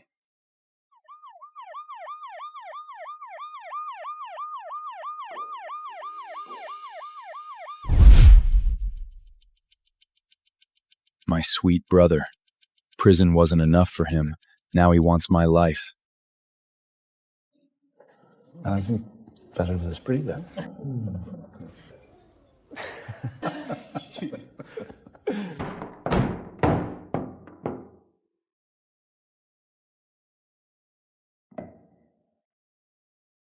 Vaughn? You're here.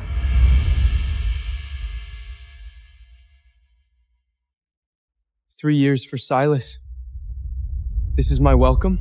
Vaughn, high society is watching Silas today. Picking you up will ruin the fame. 3 years inside. Still no love. Fine. For the family. I'll go wash up. Vaughn, don't go in there. What's wrong? Silas lives there now. That's my room. Why? Sorry, I work late on books. They moved me closer to the study. Vaughn! Stop bullying him. Take the guest room. Fine. The room is his. Toss me my keys. I need to get out. That car is Silas's now. Grandpa left that to me. It's mine! I meet VIPs every day. Driving a low-end car would make the family look bad. I'll take a cab. Even if I lose the deal, I won't blame you. The casino head needs a proper ride. Varn, don't push it! You promised me a place in the casino! What am I to you? Look at you. Management? Start as a waiter tomorrow. Good. I'm never coming back here.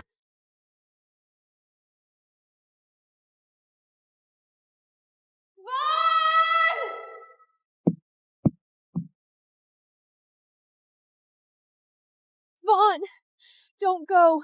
I know it's unfair.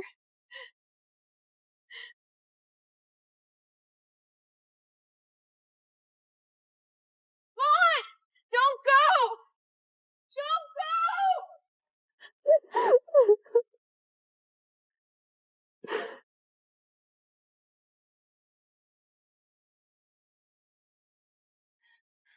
Forget them.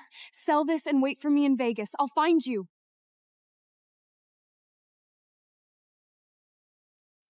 You were my only visitor and the only one I care about. I'm not leaving.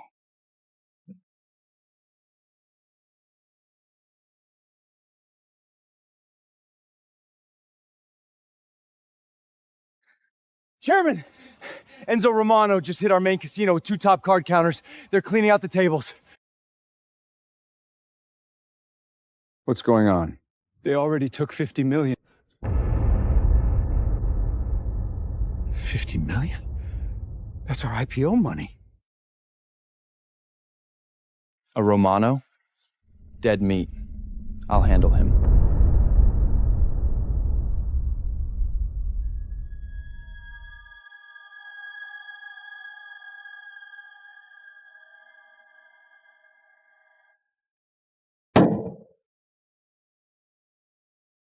Wine.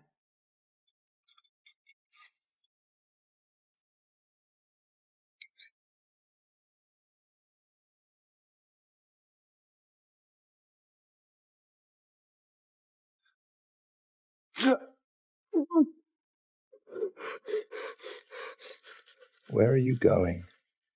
I'm not done winning. Back off!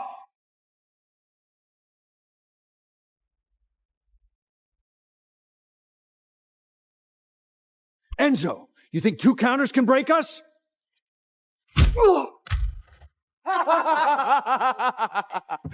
I'm here to bankrupt your whole family. Got the guts to play a death match? A death match? You win, keep the chips.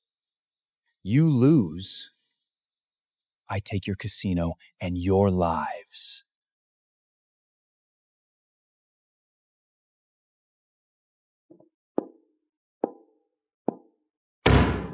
Enzo, you have a death wish? The new genius CEO? Got the guts to play? You want to lose? Fine. Deal. I'm here to bankrupt your whole family. Got the guts to play a death match?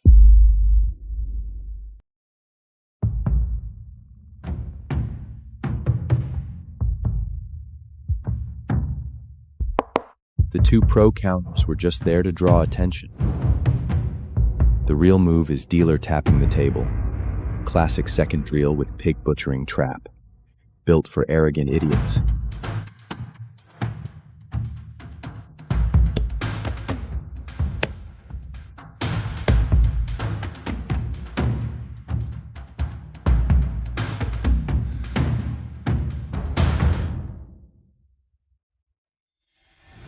I call 100K. Show them. Almost a flush. Lucky you. I fold. Top 3 in Vegas? You guys are nothing. Congratulations. Player wins again.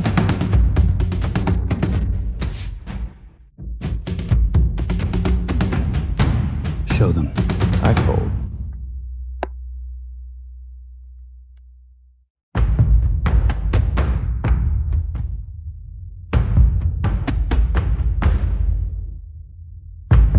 With her on my side, I can clean out every table in this casino.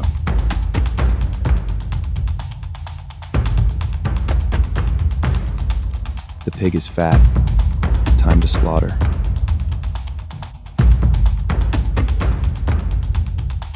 Silas, it's a trap.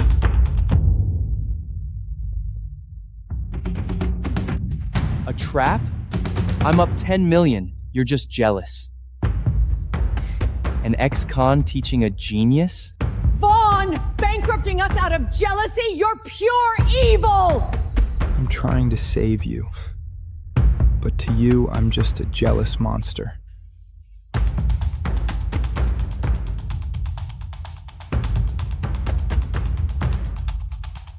Don't listen to him. You'll win.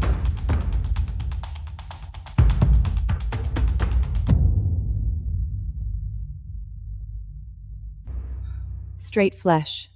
Mr. Romano wins.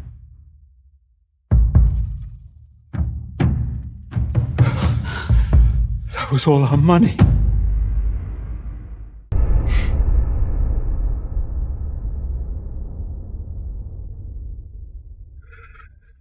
Time to die, Vegas genius.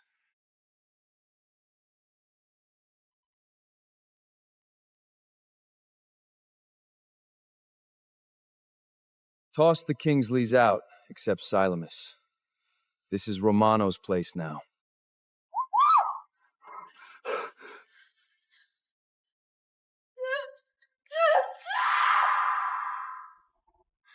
Let me go! You're hurting me!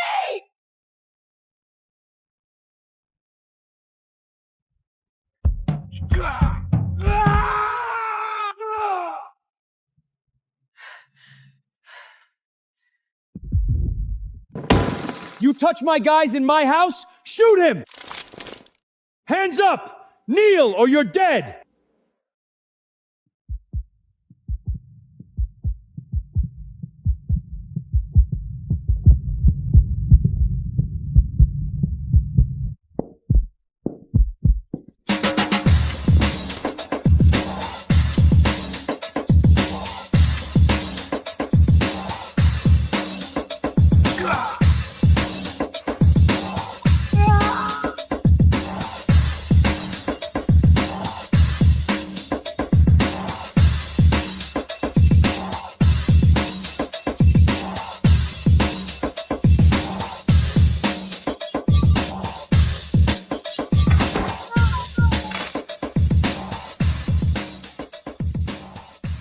Who the fuck are you?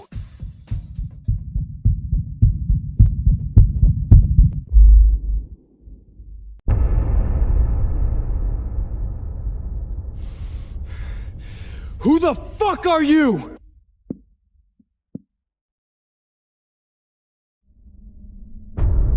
A Kingsley.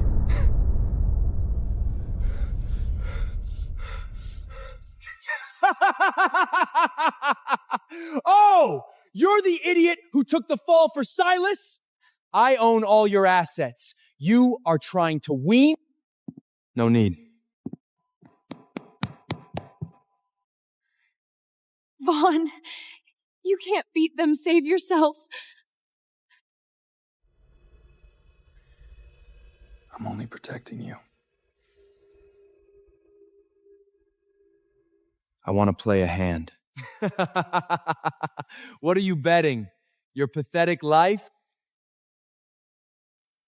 I don't bet my life.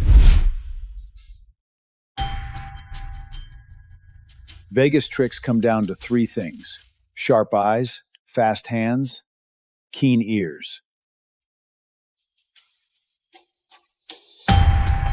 Eyes closed. Catch the 4 aces.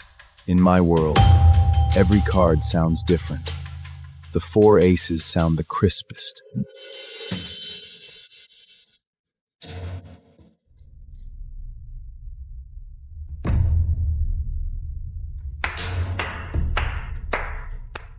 Tracking by sound.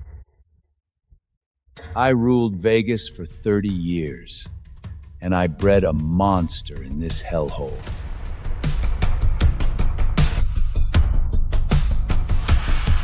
$5 million. When you are out, crush those who threw you away.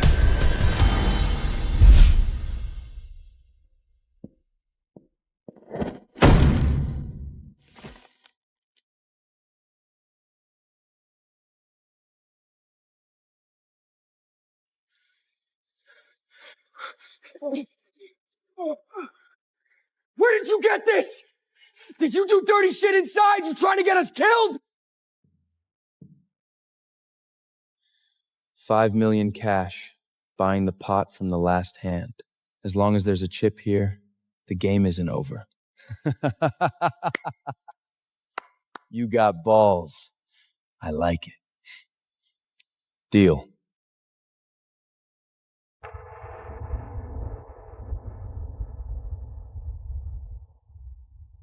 $5 million.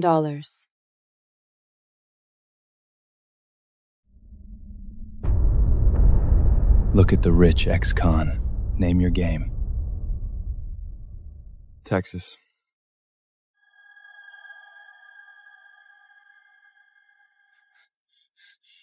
Not even looking? He's gonna ruin us! Blind? Think you're a pro? Just deal.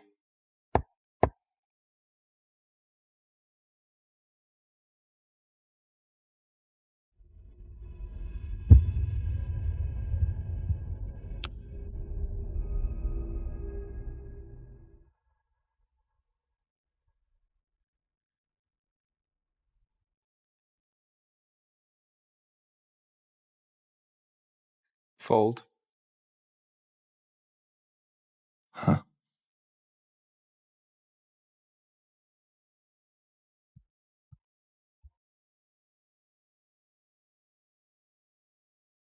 Fold.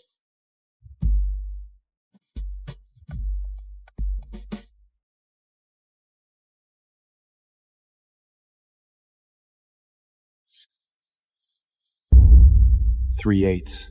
He has a bad hand.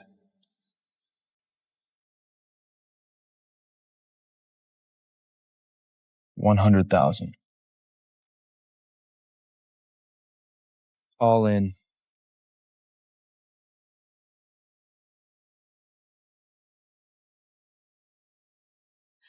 Vaughn win. All in.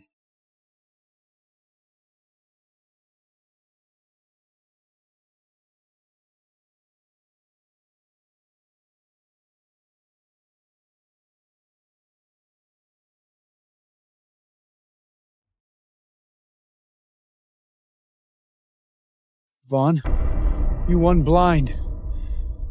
Did you learn this in prison? Dad! He hates gambling! He hasn't played in 20 years! It's just dumb luck! We're dead when it runs out! Silamus is right! Vaughn's just playing with our money!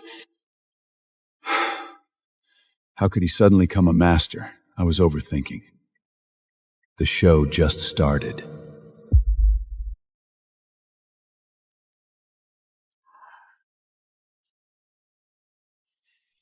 Stella, I need my engagement ring back.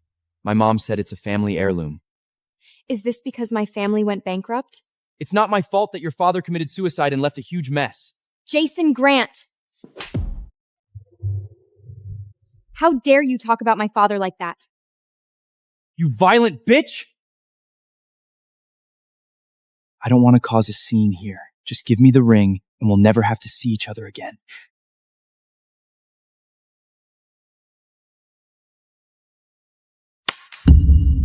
Get out of my face. Look, that's Nicholas Archer, the richest man in L.A.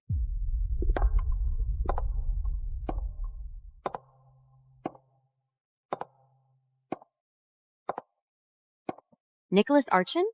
Jason's uncle? Holy shit. He's so hot. I should go talk to him. Get a grip. You don't stand a chance with Nicholas Archer. Rumor has it, he doesn't date. Doesn't date? We'll see about that. Take this, Jason Grant.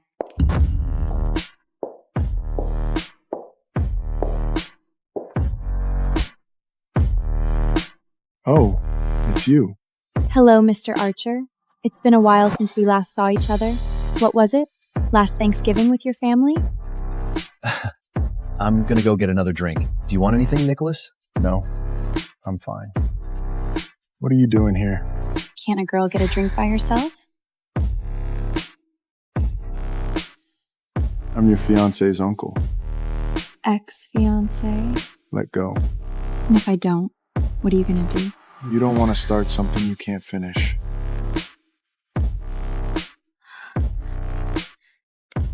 Not here. So, what happened to you and Jason? I guess you never got the memo, Uncle Nicholas. Me and Jason, we broke up this afternoon. And? And I say, why don't we have some fun tonight?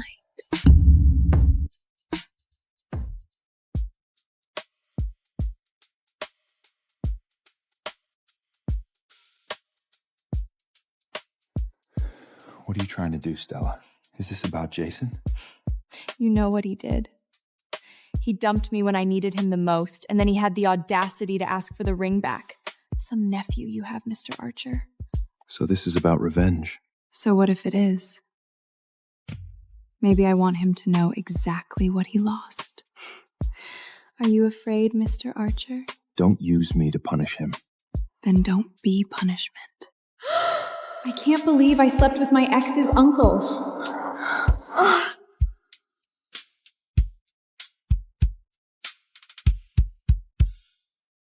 Damn, he looks so hot even when he sleeps.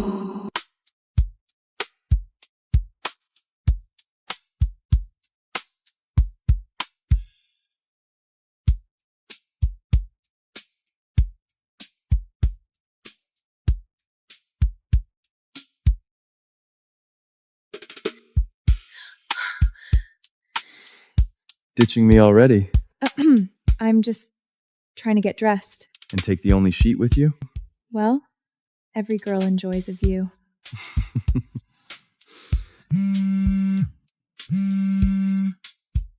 Yes, I'm coming. Yes. Get the numbers ready. Make sure everybody's in the room before I get there. I'll be there in 23 minutes.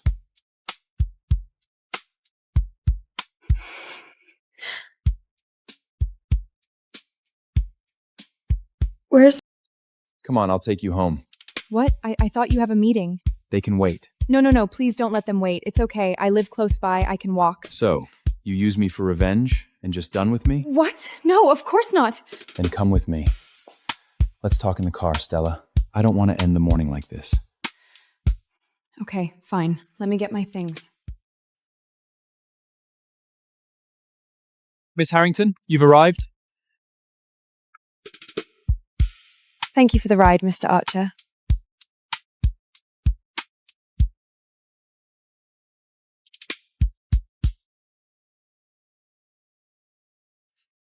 Miss Harrington, your mother just had a stroke. You need to get to the hospital right now. What? I'm coming.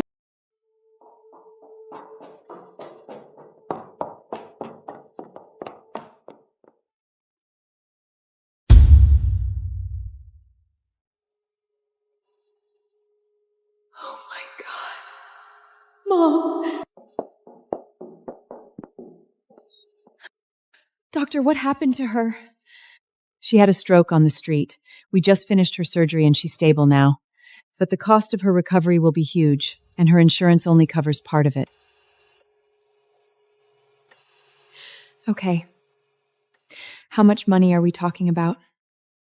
At least $50,000, and you'll need to get it quickly.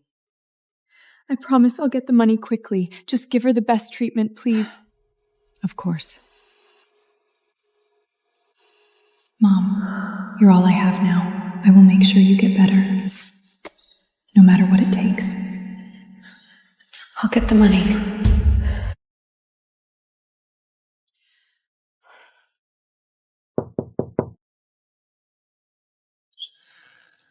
Stella, what are you doing here? Hey, Stella, now's not a good time. I'm kind of in the middle of something. Look, Jason, I'm just here for one simple thing. I need the $50,000 you owe me, so I... Fuck my life. My uncle is here. Let's talk later. Stella, you and Jason are through, so you can stop begging for him back. What are you even doing here? I just want the $50,000 that Jason owes me. After everything I've given you, I think it's only fair. You can pay me in cash or give me back the stuff I bought. Your choice. No, Mom, I don't owe her anything. You know, I used to think of you as the daughter I never had, but now, so shameful. Coming to beg us for money? You aren't getting a dime. Wow. Things really change when you're broke. I just need the money to pay for my mother's medical bills. After everything happened, she couldn't handle the pressure and— Not a dime. Just want what's mine. Jason asked for my engagement ring back. Why can't I ask for my gifts back? Look, this is a list of everything I've given you. 2020, I gave you that. Rolex watch. On your wrist, $40,000.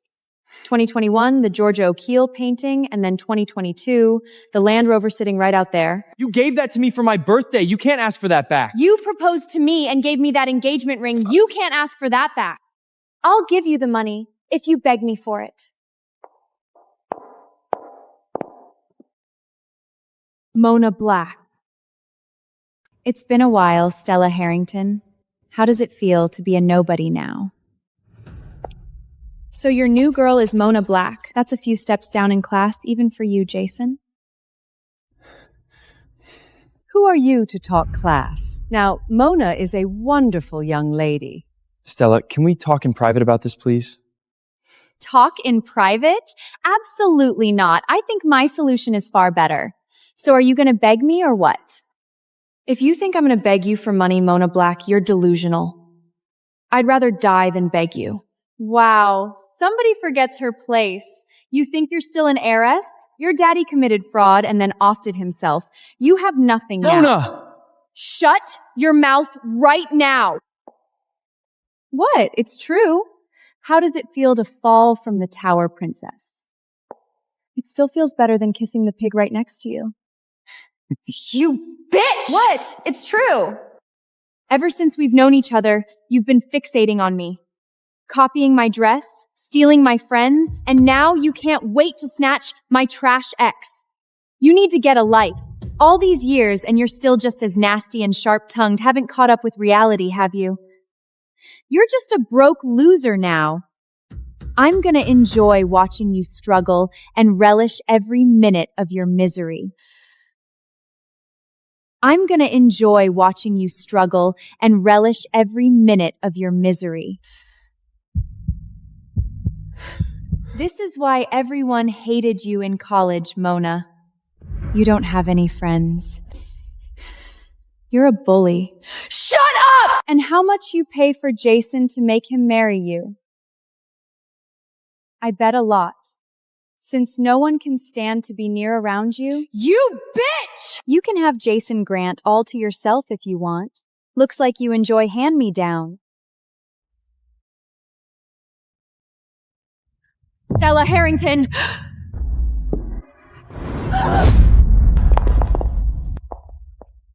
That's enough.